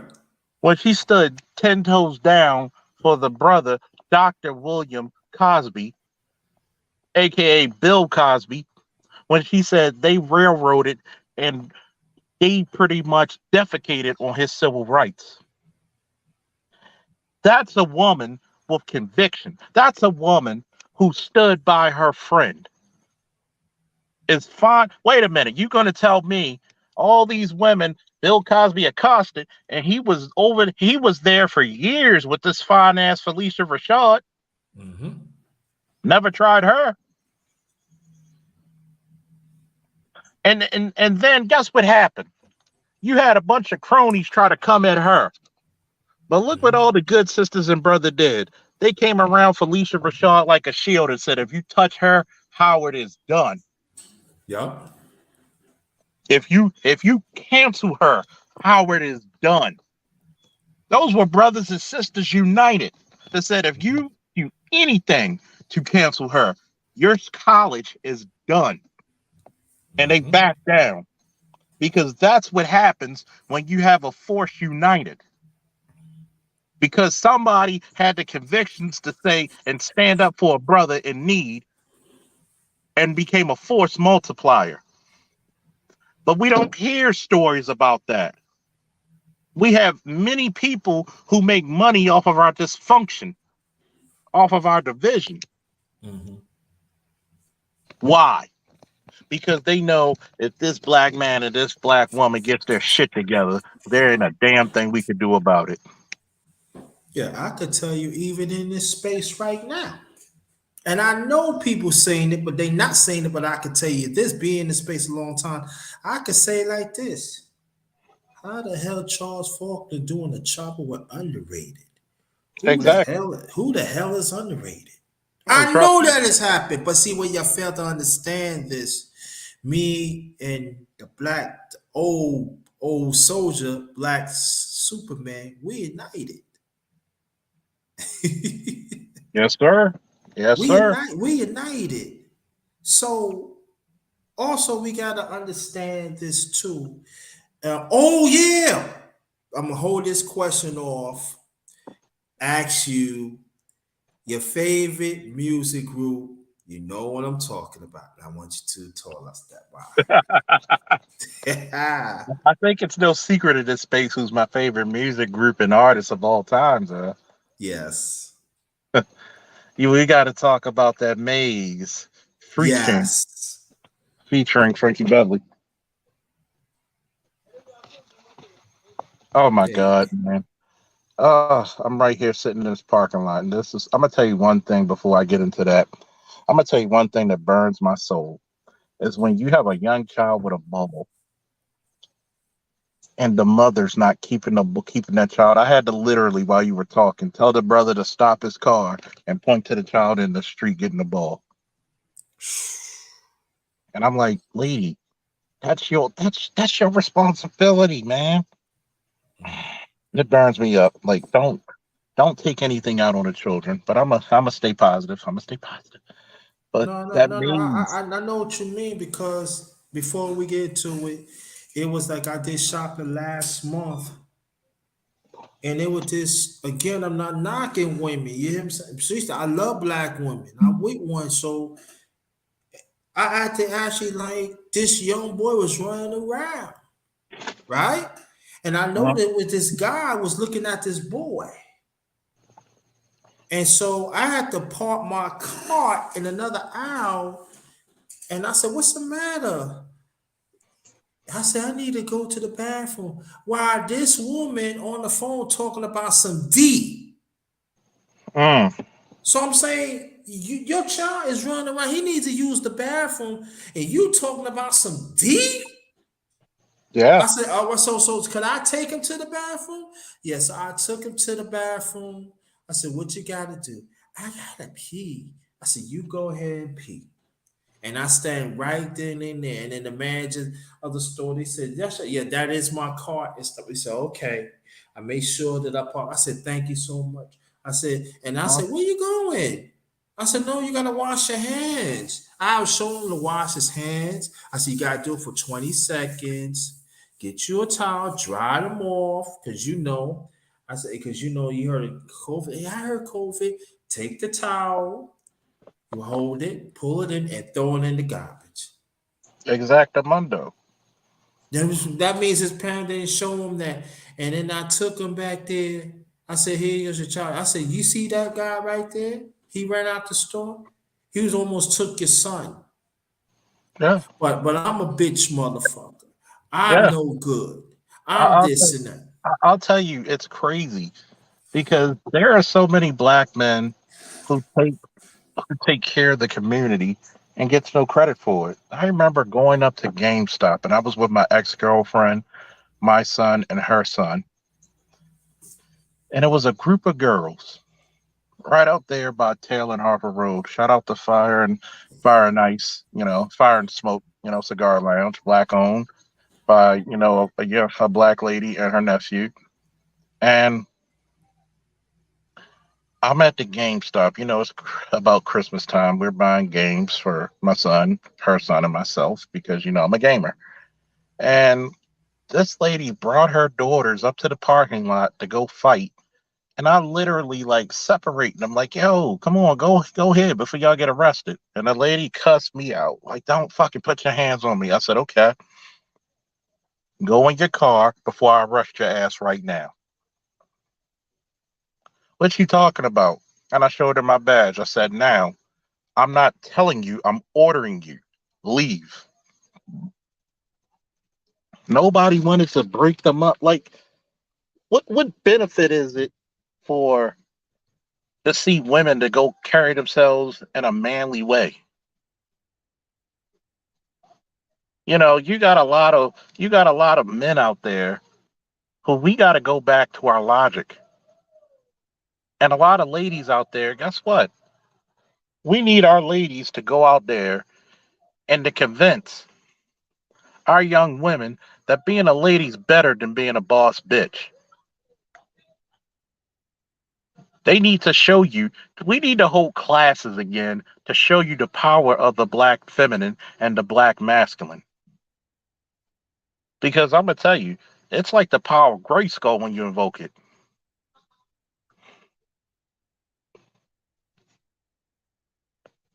It's like the power of Grayskull when you invoke it. There is no reason why the lady should be out there carrying on, cussing, fighting for what? Mm-hmm. You're invoking masculine energy, which makes you unattractive to men. And for some odd reason, we don't get into these conversations and say, look, we need a better way of actually conducting ourselves as black men and black women. And for some odd reason, when you have the mothers not being not being taught how to be motherly, what do you think that's going to do to the kids? Because the woman is the first teacher of every child. Mm-hmm. As soon as that embryo grows in that woman, she's teaching that child. Mm-hmm. Am I lying or am I telling the truth? Truth, truth, truth. Everything that child learns, that child will become nervous, unsure of themselves, even in the womb. The calming, there was times when women, when they just gave birth and the baby's crying, the calming feminine voice would calm the baby down before a bottle would. What happened to that? But guys out here said I hate women. No, I'm disappointed. Just like Mm-hmm. I'm disappointed in some brothers too. I am.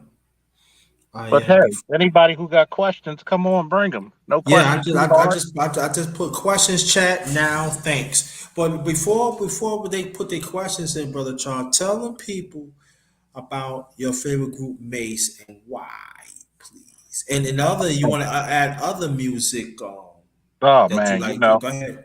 oh man, I'm spoiled because my parents are boomers, so I always Yeah. teased them.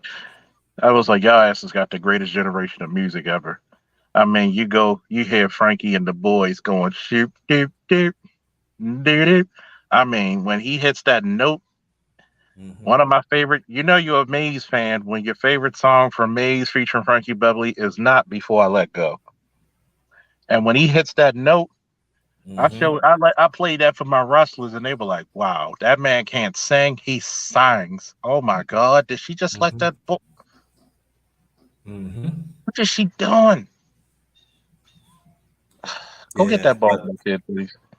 Underneath that car. Mm-mm-mm. And But you know, no, go ahead. and it's something about Maze, and I think young men can take in part of this. When you listen to Maze calms your mind. Mm-hmm. Maze makes you think, especially when you hear the lyrics. You Mm-hmm. can hear the melodic sounds. And when you hear him, you know, talk, because whatever you're going through in life, there's a Maze song for you. And I remember, shout out to the quote unquote old school station 95.9 in Baltimore, Magic 95.9. Mm-hmm. They played 2.5 hours of Maze. And usually you don't listen to an artist's whole anthology. And I'm listening to the whole anthology. I'm like, these motherfuckers never made a bad song. You No, never heard of a bad Maze song, and you never heard of a bad Earth, Wind, and Fire song, have you? never. Never. No, This is all the LPs, they're not. And you think about, they never had a bad LP. no, No. no. You never heard of a bad Maze or Earth, Wind, and Fire song. You never heard. That's when it's like working. When Mm-hmm. you actually took quality into your work, Mm-hmm. and when you said, you know what, I don't want to just learn this. I want to master it. And when you listen to these songs, I like hip hop too, but there's something about listening to this music. It's like my godmother used to go because my godmother, one of my godmothers was white German Mm-hmm. lady, and she would go get this root beer from Germany delivered to her house, and that's probably why I have an addiction to root beer now. It was so it was so rich. It was so rich that when you when you tasted it, you could taste all the flavors. You could taste the vanilla, the sugars, the caramel, all the flavors. It was like that old corny saying, it was a party in your mouth. Mm-hmm. And It was like, wow. It was like you could tell somebody took their time to create this. And that's how I feel when I listen to the Maze. And Mm-hmm. what makes it incredible, it's like these guys put work into their art. And Mm-hmm. let me see, we have a question from the always lovely back to the basics. Go Charles ahead, answer it.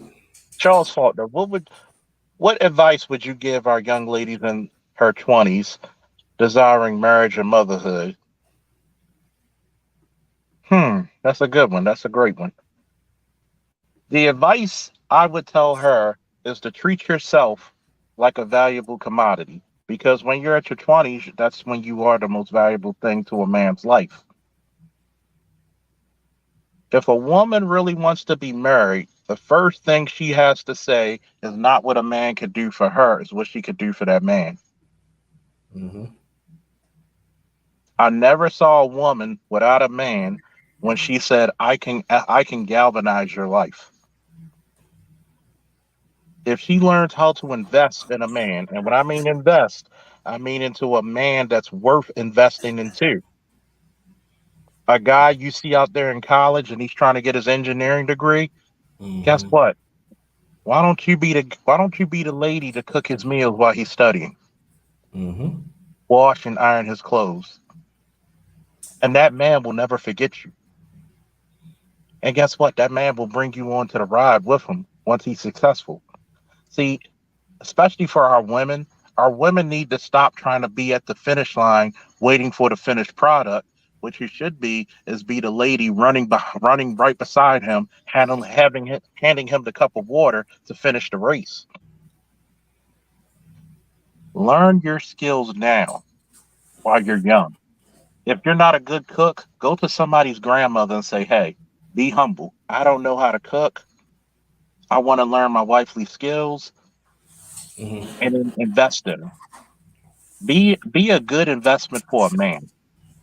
That's what I'm basically going to end it off. Be a good investment for a man to take you as a wife, because before you're married, you must be a wife first. Hopefully, I answered your question. Okay, good. Again, welcome to my channel, The Underrated Darkness. Yours truly, the underrated one. Why, yes, we are chopping it up with the one and only old soldier, old soldier, Officer Charles, brother Charles Faulkner Jr. Um, Woo! yeah, and Woo! Okay, also the real Captain again, America, baby. The real Captain America. The real Superman. there you go. There you go. And also, if he got, I know he got more questions for me, so I'm just waiting. Hey, bring the questions on the chat. I'm gonna give underrated some questions. Matter of fact, I'm gonna flip it on the head, like underrated. What Yes, do you think are necessary qualities for ladies to be a wife? to know her feminine, be very strong in her feminine, and to understand, like my mother say, that you are a helper. It doesn't make you weak. It doesn't make you beneath, but you are a helper. Stand in God's sight. So that means ladies that understand the man's purpose. When you with him, understand his purpose. Understand that he is taking on the world. It doesn't mean that you don't take on the world, but God had made you different than the man. He make you be a procreator. He makes you be a nourisher. He makes sure to be a real woman, but as a helper, just as he is going to be a helper to you, and to understand that when it's time, and when he get ready to blow up, you there to cheer him on, and you have to understand that you are not a man, you're a woman. You are feminine. Men, you are not a woman. You don't have feminine quality. You have masculine. You have masculinity. So my mother, like I'm learning, got this from my mom's dad. You are a helper, and until you understand that and you respect the man masculinity, we gonna see this BS cycle continues. But it doesn't mean that a man do not know your existence, because he do. Because us men, we gotta know women's existence too. But at the same time, you Hmm. are a helper. Exactly. And That's it's, what it is. I couldn't answer it any better. I couldn't answer it any better myself, because when we get out of our roles, that's when you have confusion, man. Mm-hmm. When we get out of our roles, and kind of like what Namer says, Skid Diggy. He said the lioness hunts while the lion patrols and remarks the pride's territory. That lion, that lion has a big role. That is true. Just like I tell you with the Miss, right? When I first met her, she told me what I do. I told her what I do. So she in full support of my vision that I want to do. I'm saying being on YouTube or social media, that is part of my vision. I do have a broader vision, and she in full support of that. So that means women, when you full support of a man's vision, that it doesn't mean you have to be just support a piece of his vision. You gotta be in full support of his whole vision, because whole vision is about him. Whole vision about he taking on his work. His whole vision, especially if he with that woman, is protecting you. So there's a whole lot of dynamics that he had to take on at one time. So that means women, you gotta be his piece. When he said, I want peace, I want peace. Because if he don't have peace, trust me, he's still going to go on. But it's going to be harder. But when you be his peace, he can let his head down. So that means I could talk to him. I could talk. I could let you know what's going on. And then you just said, baby, basically you is a lifetime cheerleader, Yeah, and all I and like above. how you put that. Say that again for the Negroes in the back who didn't hear you. You become a lifetime cheerleader. You right there, right beside him. Because there's one thing that some of you women have to understand. We don't want you to walk in front. We don't want you to walk in the back. We want you to be right beside us. Because if you want to walk in the front or the back, we don't need you. Exactly. See, let me break this down to Go ancient ahead. Kemet, ancient Egypt for a second. Have you ever noticed damn near every pharaoh had their queen sitting right next to them? Yes. And what did you see the queen usually do? Hold his hand, or hold a hand over his chest. Meaning she, and notice that pharaoh, this is where we get our military bearings from. The pharaoh always stepped with what foot first? The left foot, just like in the military, because that's the beat. The beat starts with the left, which is where the heart is placed. That pharaoh is to protect the body, the physical. That queen is supposed to protect the mental and the spiritual. Excuse me, the spiritual and the emotional. The man is supposed to protect the physical and the mental. When he steps out on his left, guess what she's stepping out with her left? They're in sync. She's protecting his heart and he's protecting her body. Mm-hmm. So when they're in unison, they look like a military unit.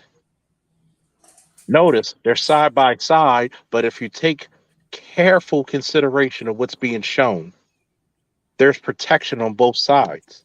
We protect the physical and the mental. They protect the spiritual and the emotional. Right. And it doesn't mean that when I say a lifetime cheerleader on women, it doesn't mean not just for marriage, also in the relationships too.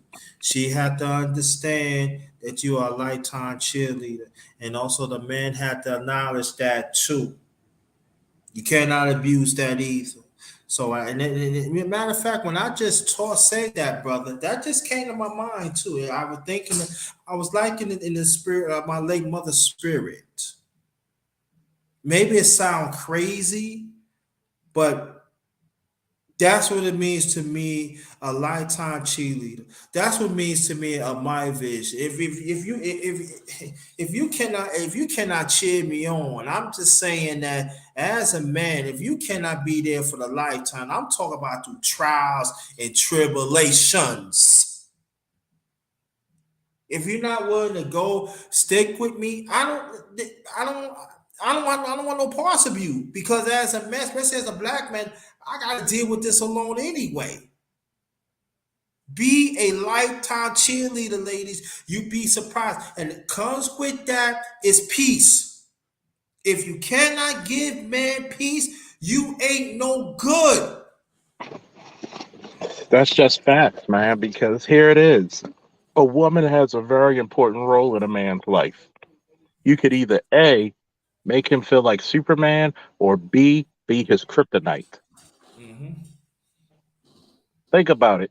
If every black woman galvanized a black man, even if you're not in a carnal relationship, which is fancy words for sexual or a relationship or marriage, a black woman smiling to a black man, do you know that's like sunlight to a Kryptonian? That's just going to empower him. Yes. Just encouraging him. I see what you're doing, brother. You keep doing what you're doing. Sometimes brothers may come home late, and I had neighbors who would be like, Charles, I know you did a double. I know you probably hungry. We had a cookout. Here's 3 plates of food. Oh my God. So when they had issues with a person and I'm coming out my car, is everything good?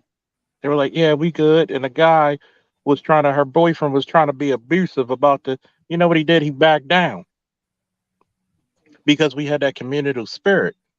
Mm-hmm. I'm not trying to get with her. She's not trying to get with me, but she knew this Mm-hmm. guy's trying to help me. And she just, a plate of food means a lot to a man. Yes. That's such a sweet gesture. Yeah, and it's true. And I know for me being with the miss, it'd be at times, baby, be all right. What it needs to be done. I need, okay, just like that, and it brings that calmness and that peace. Lifetime cheerleader. Yeah, you heard it first from the underrated one on this channel with my brother chopping it up with a lifetime cheerleader. Brothers, if she's Well, not well willing, tell the missus, I gotta tell you the same thing I told the snowman. When you see the missus, give her a kiss on the cheek and tell her the champ said hello. got you. Yeah, got you. That's a She's good damn. If I could say an example of a go good damn ahead. woman, that was an example of a good damn woman right there. Hmm. Even when underrated went to the Great Blacks and Wax Museum in the Great Baltimore, Maryland, Hmm. and even underrated said it got me angry. Some of the exhibits had me angry, and she was there holding his hand, rubbing his Hmm. shoulder, like I'm here. Hmm. Like people don't understand. There's a lot of emotion that black men had to endure. Hmm. There's a lot of things that we had to. And one thing I love about the Great Blacks and Wax Museum, it makes black people wake the fuck up. Yes, it does. Makes you work. And go ahead. Go ahead, underrated. Go ahead. No, I'm saying that please do, and let the people know, brother Charles, they are doing construction of it, so it's gonna be bigger. Oh yeah.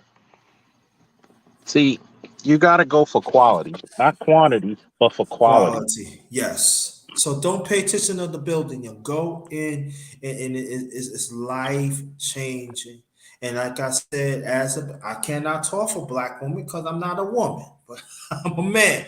So, Yeah. but I tell you, you get angry, and you gotta have that woman. If that woman is not about substance, you don't take her. And it goes from men, it goes for women too. If that man not substance, don't take him there. They no parts there. But I tell you, it was that time missing, babe. I know I can't imagine that. It ain't right, but I'm glad I go through that experience.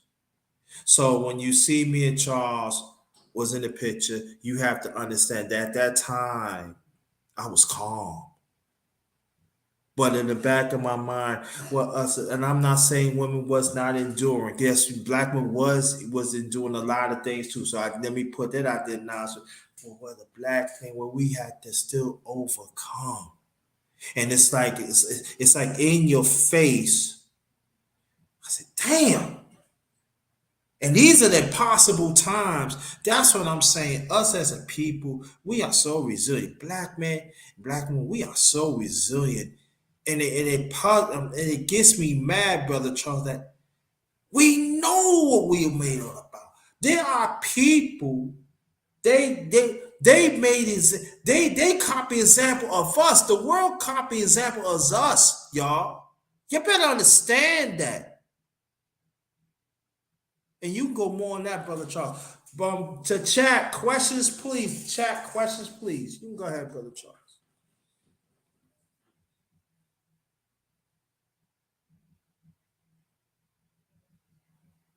And I'm gonna tell you, man. See, this is where I gotta hark on the brothers. Mm-hmm. Always chase greatness. You want your respect, be respectful. You want to be great, you gotta go for great heights. It's no different than when my days when I was competing in wrestling. I didn't I didn't scare away from the biggest challenges. I took them on. I wanted that dragon to slay. I wanted that giant to chop down. What says about your legacy? Mm-hmm. Because even in my career as a wrestler, they will literally say that man took on the best and brightest and went toe to toe with the best and brightest for years. No challenge ducked, every challenge taken. And 90% of the time, I defeated those great challenges. And anytime I lost, it wasn't a loss, it was just a learning experience. In the words of Dr. Doom in Marvel Comics, I don't know losses, I only know setbacks. And I'm going to become greater than ever after that setback. Brothers need to stop holding themselves to some type of unimaginable things and start chasing greatness. Mm-hmm. And the ladies need to understand when a man is chasing greatness, you should be the ultimate cheerleader, the lifetime cheerleader. Boy, you better trademark that shit. If you Thank you. don't, I will. We gotta talk. No, We we're gotta gonna talk talk. about that. So the lifetime for the ladies, the lifetime t-shirts.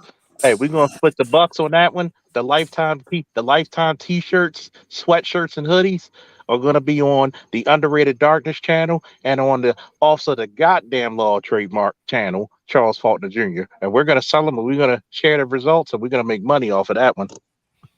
And a lot of people, you hear it first from me. I'm coined that.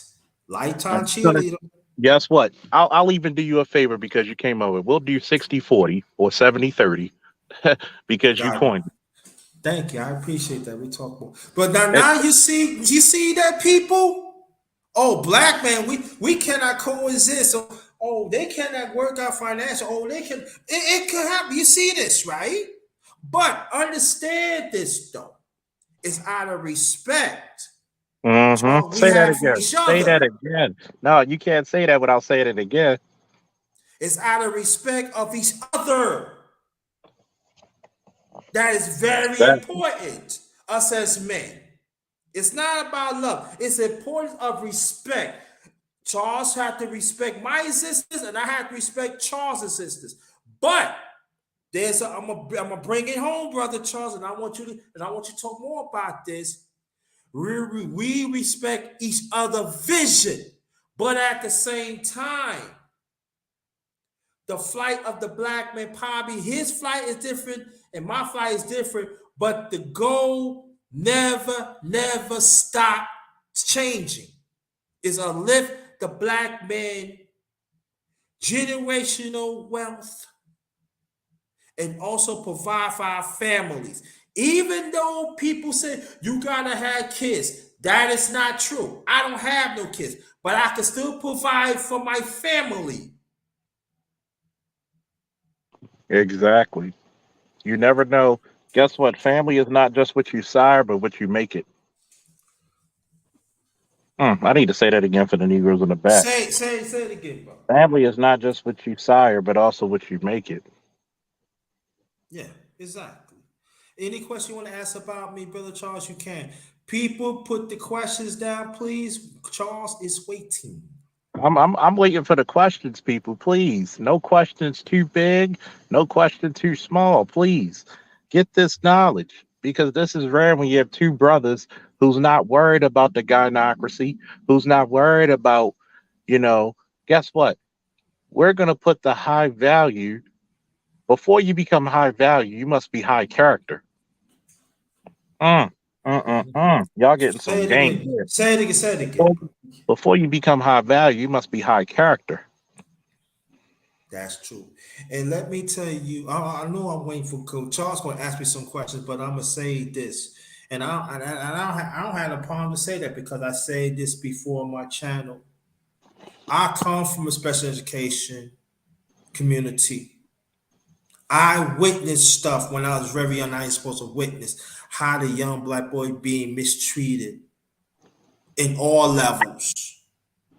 I witnessed being in the lunchroom that the system told the and then no and then I mean the young black girls had nothing to do with this. They didn't know. They didn't know. So I'm gonna put that out there. That had them to get breakfast and lunch, while us as a young black boys get that got crumbs.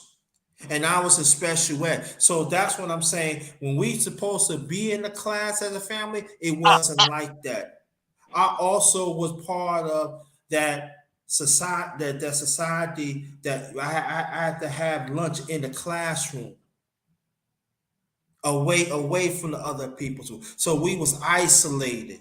But this was deliberate, a continued dysfunction, a disfranchise of the young black boys and even young black girls. And sometimes, and this is the sad thing about it, we didn't have that many black men as teachers. We had some black, it was nothing but women, but these women had feminist ideas, But feminist mindset. yes, feminism, I'm going to say it. Feminists rob women, especially our women, of their femininity. They literally robbed you of your superpowers. They literally took away things that made black women great. I want you to think about that. What we need to do is go to court and we need to actually hold feminists accountable for robbing our women of their families, their husbands, their children, and their society. Mhm. You didn't need feminism in the black community. Men worked just to please their women. Yeah, that's true. Women's words were respected. Even if the man had the final say, that man didn't make a move without the wise counsel of his lady. Yeah. You didn't need feminism. Feminism is just a representation of how white women were jealous of you and your position. Yep. Oh, oh, oh, Say it again. Say it again, bro. oh. Feminism Woo. is just a white woman's excuse to be jealous of what you had at your position. Somebody put that in the chat, please, from time immemorial. Yeah, put Mm, that in the chat. Put that in the chat, please. And also, let me go and let me say this though too. People thought, oh, special education, we all was together. It was never together. The resources were separated from other. I'm talking about the Japanese, the whites, and the Chinese. They all was getting good stuff. The blacks, we wasn't getting hardly none. Hispanics, they come along maybe a few years after that, but they even turned against us. I know, I seen it. While they was getting gourmet lunches, we was getting lunches in a little brown bag. You lucky you get a good lunch when you come back from a trip. And I'm talking about the trip. I'm going back and forth. But get back to I'm talking about get back to special education. When you run, they get the good shirts and stuff. Sometimes they get sneakers to run it. We have to realize we have to get our own sneakers. The disfranchise and everything. I witnessed it. I've been through it. So when I talk like this, y'all, you talk about a young black boy that went through this thing. Now, I could have been a bastard child. I could have been a bastard child, y'all. Take a school bus and people call you retarded. I'm not complaining, but I'm just want to let you know what the young black boy had to go through without guidance, and then all of a sudden there's already the school don't want to teach you. They already set up the legal system that you can get locked up because they making money off you. This was a plan. But see, the good thing about it, I was raised at Jehovah's Witness, and so I do believe in God.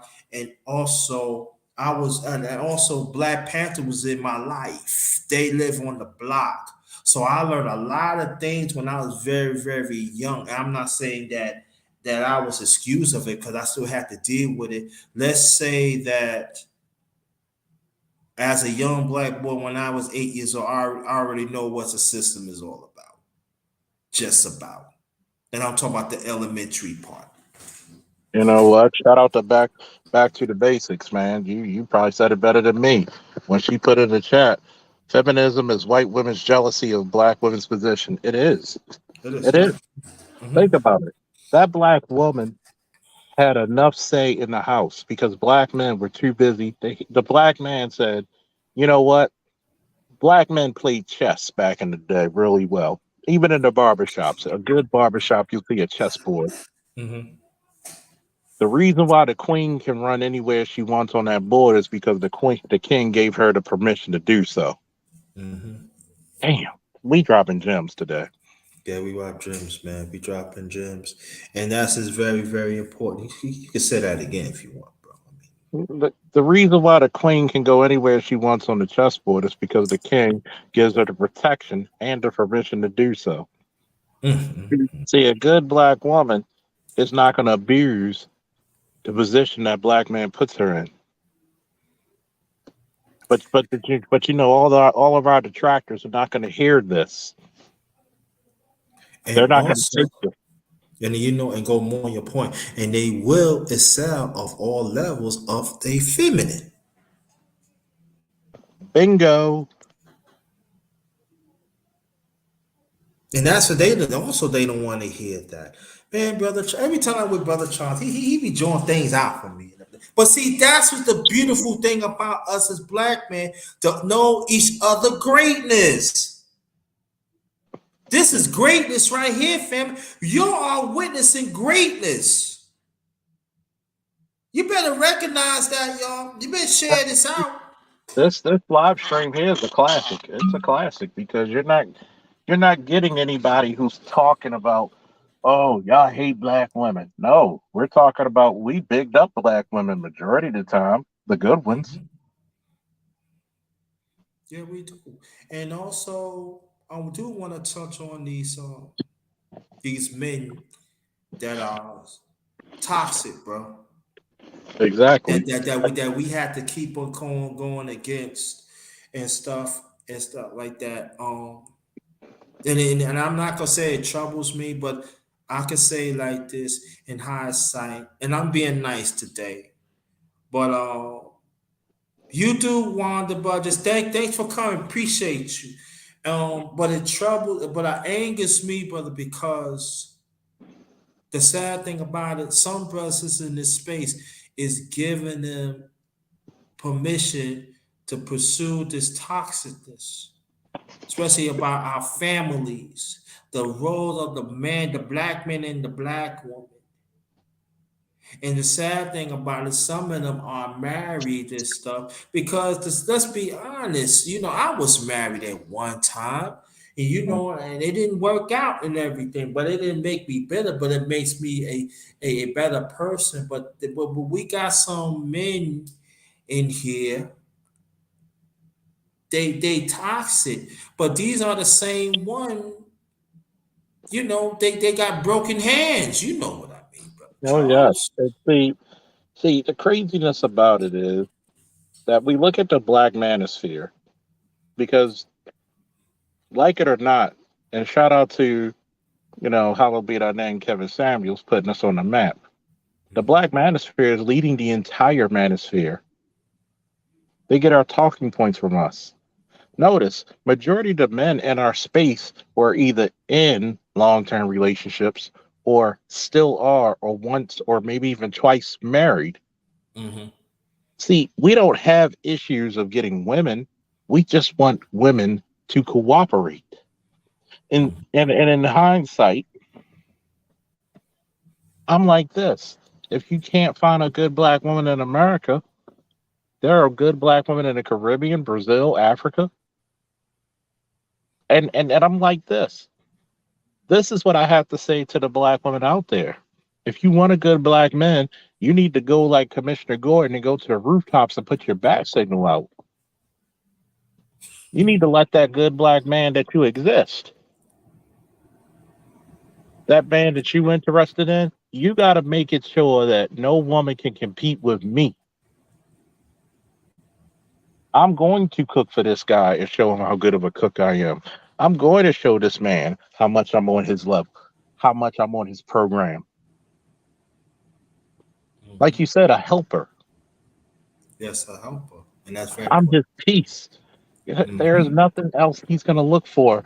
When he sees me, he sees love and peace and kindness, femininity. Yeah, and let me explain. Let me say this. Um, this that. Now I'm talking to the women, and then I'm gonna talk to the men, and I'm gonna throw it back at you, brother Charles, like this. When a man says he don't want to come home, that's a problem. When a man stay out, because I remember when I was in a relationship. This is after I was married. That wasn't go. I was in all after that year and a half later. After that, I was in a relationship. There was that time I didn't want to come home. I didn't call it home. I just call it house. House, y'all. I call it house. I just want to come there, take my shower, get ready what I need to do, make sure she alright, and go to college. That's what I ain't want. That's what it was. And when it was nice, I go play ball. I just wanted to just rest my head. But at the same time, I was not happy because was no peace. When you don't get no peace, you get sick. And everything around you, when you look around, is nothing but survival mode. And I remember this guy, he said on TikTok, I forgot which way he said, but he said this: when a man is quiet and he on this survival mode, and everything what he said is short, that's the man you don't want to deal with because he already know this is not working. And I think that when with brother Charles, and I don't mind saying this, when I first met the miss, I said I was bitter, I was angry because I tried. But what happened was she brought me. I always had the inner peace of myself because the inner peace of a man is very important. We have to identify it. But what happened was she identified the trouble, but I have the inner peace and the confidence. It was just an add on, and she became a helper. And when she came a helper, I'm more in peace. My vision is my vision is already there, but it's renowned again because I have somebody right there. It doesn't mean that the underrated wasn't operating. Yes, I was operating, but I had some. I have a lifetime helper now. She's right there. Tell me what you need. Tell me what you need. Why? All right, all right. I understand what you going, but check what I'm talking about.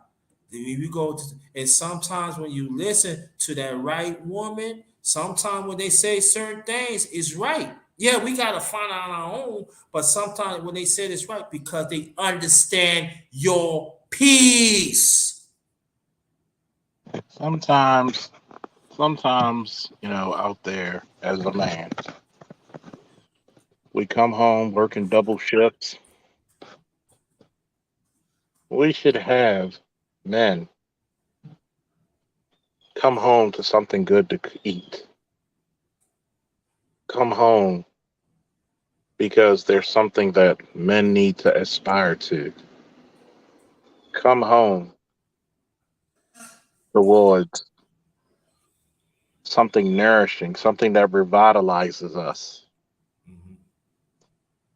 You don't know how you will break a man down when he's coming home from work and right there in foil, still steaming, still hot, a couple of good plates, his favorite drink in the refrigerator cool. Mhm. You put his favorite magazine, comic book, whatever it is on the table. You might be asleep, the kids might be asleep, but to know you thought about him before you even went to sleep when he comes home. Mhm. What do you think that's going to do to that man? He's going to work 10 times harder just to please you. Mhm. That's It's true. what my sergeant used to say in the QRF What you when say? we were on those tactical teams. He said Mhm. we're great, but it's the little things that make us better. And It's the you know, little things. little things, and you know what? And in a relationship too. Let me tell you what happened. I'm gonna share this with y'all with the miss. August the 18th makes a year that I lost my brother. And she heard, and I said, "It's all right, baby. You don't have to come." She came late at night to give me that peace. I said, "Hey, you don't need to come. I'm all right and everything." And she had to let me know that you're not alone. Why are you? But I'm a man. You know what I'm saying? This I'm wired to, but I'm here. Exactly. I'm I remember. here. I remember underrated. There's many of my exes, even though we might not have worked out. Think about this, man. Mm-hmm. I remember showing my exes, "Hey, I'm in the hospital, and they got me hooked up to all this shit." She's like, "Where are you?" "I'm at such and such." By the time the phone conversation was, she was already waiting. You-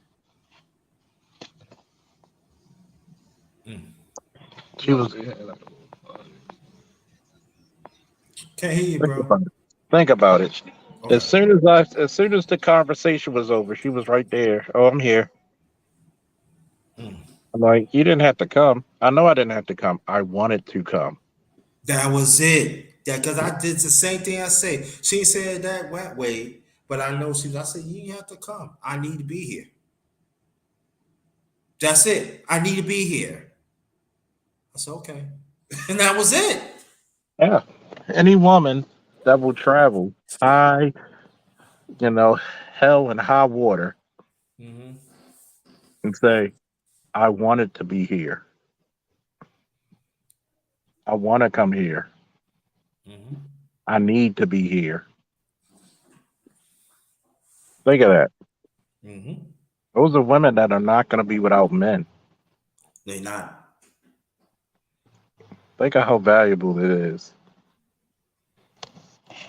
Think of how valuable that is. very valuable. It's very valuable. And let me say to these toxic women. Oh, she giving herself. She need to save herself. Well, I'm gonna tell you about let me tell you about your toxic women. Don't be surprised when you got 10 or 10, 15, 20, 30, 40 years while you all dried up, while you on your dying bed that nobody ain't around because of your toxic feminine. And trust and believe, and your man too. You're a bunch of broken handmen, you know, that y'all don't want to deal with your feminine. You want to take it effeminate quiet. It's for y'all too.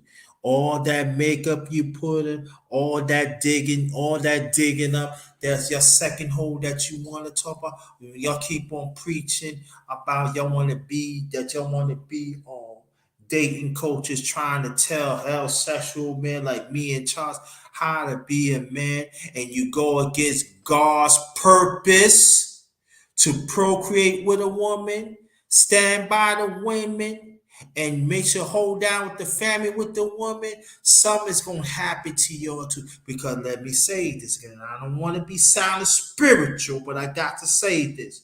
When you go against God creation, your things is not going to happen to you in a good way.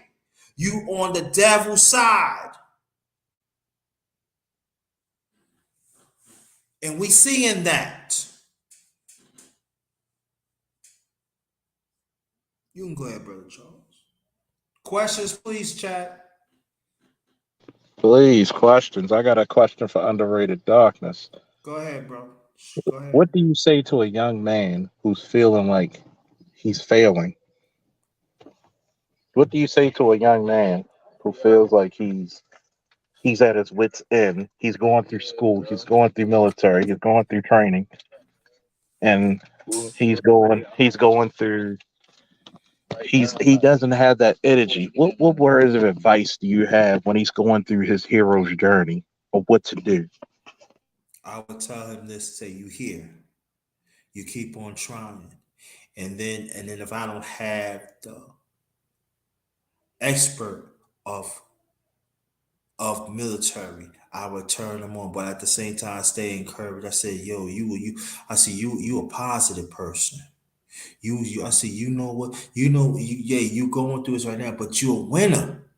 Cause nobody ain't gonna do what you gotta do. You gotta stick it out. You gotta see it through.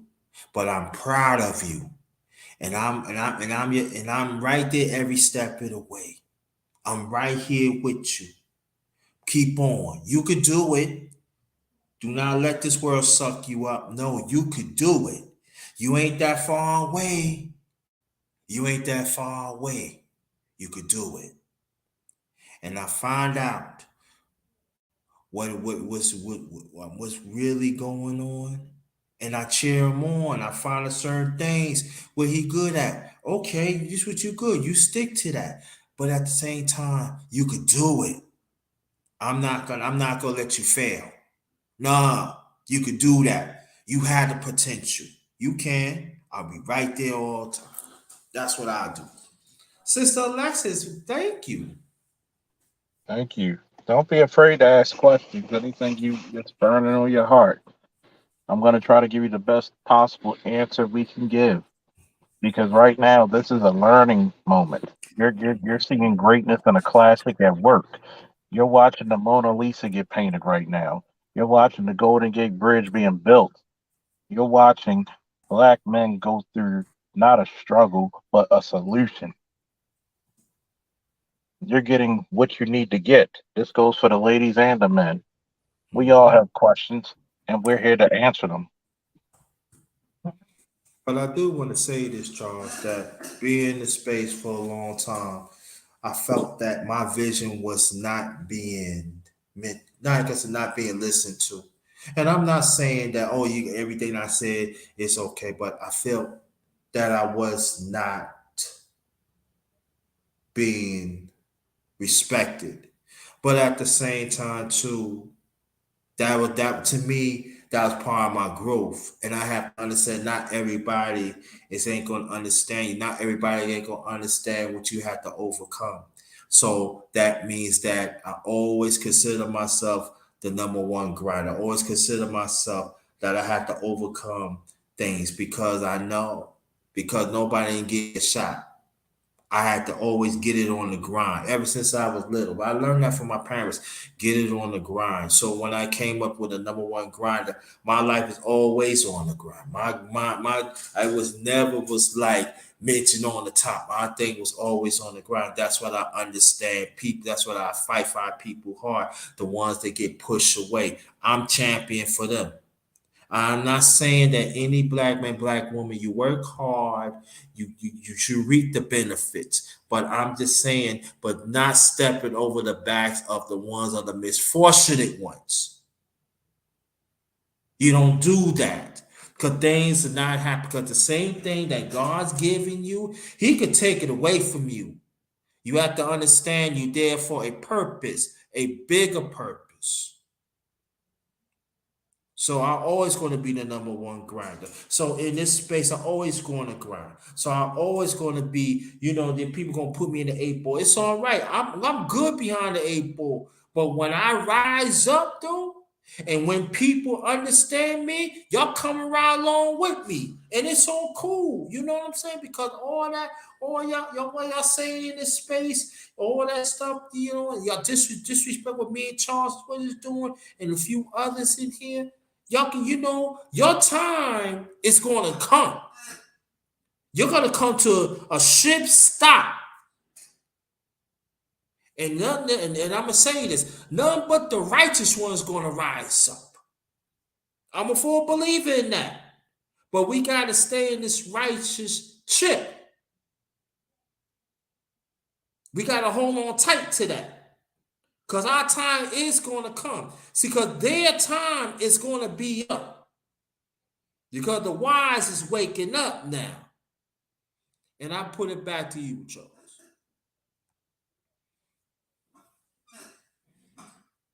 Fundamentally, before I get out of here, I just want to say this. It's been Mm-hmm. nothing but an honor and a pleasure Mm-hmm. of being able to chop it up, have this fellowship. We got to do it more often because a lot of people don't understand something when they listen to Officer Faulkner. Officer Faulkner is a man of solutions based. Mm-hmm. We're not here to whine about, oh, but black women ain't doing this. Well, get you a black woman who will. Mm-hmm. Get you a And, black man that will build. We're mm-hmm. solutions based only. You're going to see the underrated grinder, the underrated one. Really, he should change his name to the overrated because the man been building in leaps and bounds. You're gonna see the officer of the goddamn law, and you're gonna see more panels with us and other brothers and sisters who's willing to build. I'm not gonna stop talking about the ratchets and the bums that are destroying our community. We're gonna tell you and we're gonna show you and teach you what it takes to build a society. Whoa! Always a pleasure, my dude. thank you. Oh, no, no, no. The one last thing, I want you to answer this last question, and I want you to give your last remarks. How do you minimize noise or chatter of others and keeping doing what you are doing? Let me put it to you this way. You use that as energy. The more people that are against you, or the more reasons you know you're doing something that's worthwhile. You got to look at confusion, noise, and disturbance and tell it and look it right dead in the eye and say, what consequence are you to me now? And you hold those convictions silent. And when you actually grow and you hit every chapter, this is why you always plan point by point. Every every month, every day you should have a goal. Every week you should have a goal. Every month, every 3 months, every 6 months, every year, every 2 years, every 5 years, a decade, a score. Even if you live to see a century, you should have a plan. Mm-hmm. Nothing stops success. Nothing. The only thing that stops success is you and only you. Thank you. Woo! Last remarks, please, before we close it out. It's always a pleasure, my brother. We got to Thank do you. this again soon. And it's an We will. honor and a pleasure to be on the panel with you, with the lovely ladies, the beautiful ladies, and the esteemed gentlemen. Yes. We showed them what a real black community is all about. I am the officer of the goddamn law, Charles L. Faulkner Jr. Right. Woo! Come to the Woo! panel. Whether if I'm fussing about something or teaching, you're gonna enjoy it either way. Woo! And we out. Woo! Thank you, brother. Appreciate you.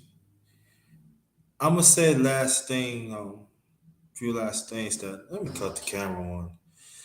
I'm gonna say a few last things that you learn a few things from me, an office old soldier, brother Charles Faulkner. Woo! You know, we've been dealing with each other for a long time. A lot of y'all in the space don't even know that, don't you, right? Y'all ain't even have a clue, right? But the thing that there's a reassurance of masculinity and feminine. Now I know people gonna take shots. Oh, you talk about women. No, we did talk about men too. But also we talk about family. We talk about working with each other soon to get this going. And I feel it's a very important that thank you. I appreciate that. Another classic. Yeah, Back to the Basics been around for a minute too. So she knows. So I appreciate that. And everybody, Chocolatina, that's an excellent question that you asked, Chocolatina. Sister Chocolatina, thank you. That's what I'm all about. Dude, the underrated one makes mistakes. I make mistakes. But the one thing was remember, man, if you're a positive black man, positive black woman, you want to go to war with, I'm that one. I'm that one you go to war with. Because I'm not gonna let you down. The toxic ones, some blacks, some black women, some black men, we gotta stop holding on to them. They got to go. It's all about growth. It's all about stay on that righteous trip, especially if you're heterosexual, because our existence is under attack. Our masculinity is under attack. Black woman, your feminine is under attack. The camaraderie of our family is under attack. And sad thing about it, some of that looks like us is part of that devil's plan. We have to understand that. Of anybody that wants to donate, my cash app is $ capital JT 53000. Also, I have a PayPal too. It's paypal.me/ all in caps JT Black 53. If you want to donate, it's flashing right in front of you. So if y'all want to donate, you can. That'd be greatly appreciated. Or if you don't have it, please share this out. If you're new, hit the bell. So whenever I come for a powerful live stream or video, you will get it first. Also, hit the like button. Share this out to y'all social media. And to understand that we have to support each other. We have to be there for each other more than ever, because the way how it is, especially this administration, us as heterosexual black people, we don't count. We just don't count. So we have to understand that. And let me say this though too. When you're traveling to your job or home or other destination,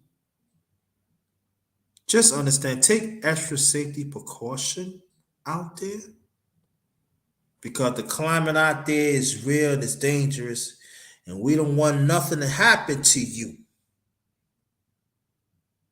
And also, to significant one, her father's in the hospital.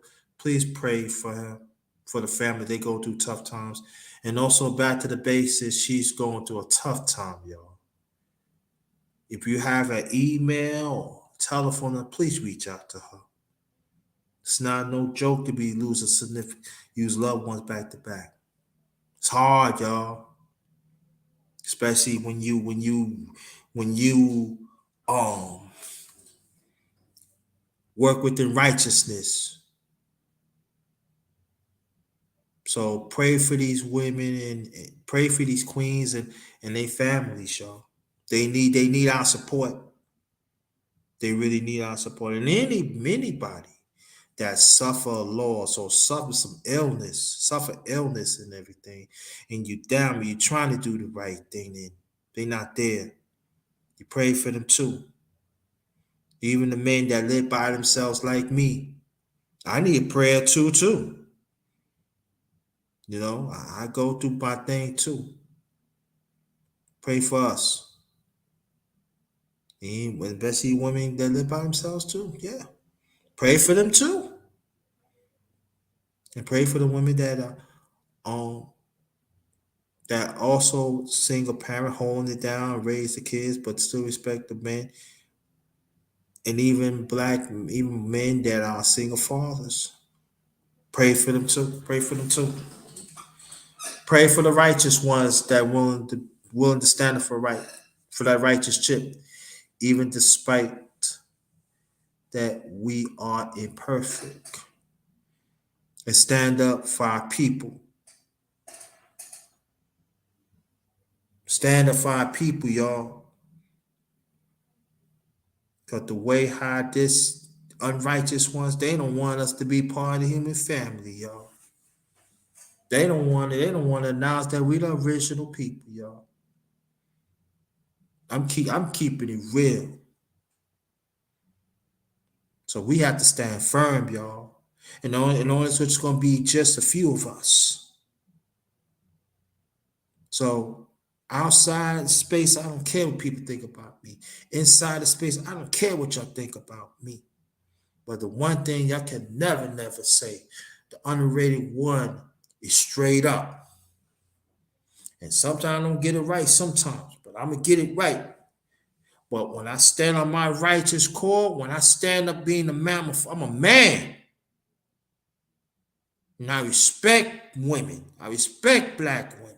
I love black women. I want black women to succeed. Now I'm talking about the good ones. But we gotta pray for the black woman that they're willing to stand up for their man. Cause they go through hell too, y'all. They need help too. And we gotta support. We got us as men, we gotta protect them. Because they friends, they not gonna protect them. Certain family members, they not gonna protect them. We got black men, we gotta protect them. We gotta give them peace too. So they can still be a lifestyle cheerleader. It's very important. And us being the men, stand up being the men, to still have that masculinity nurtured. It's very important. Don't have this society tell you go against that. Because they don't know. They know, but they don't want to. I just want to get this out on behalf of my channel, The Underrated Darkness, yours truly. The underrated one. This is the last of old soldier brother Charles Faulkner. Thank you for the chop up. Thank you so much. A lot of juice is dropping today. Please share this out to your social media. Very, very important. We got to get this message out. And please hope you benefit too. We want you to benefit, to be better people. You keep on doing the right thing. So that's it for me. I don't think I'm doing no live later on and everything. But thank you. Shout out for Charles Faulkner. Let me see. Let me see. Um,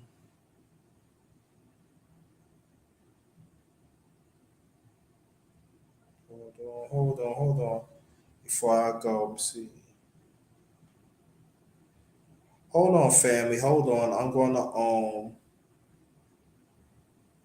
I'm going to share his channel out before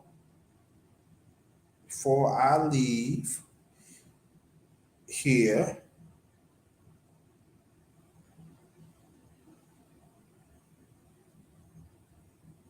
So y'all can have it.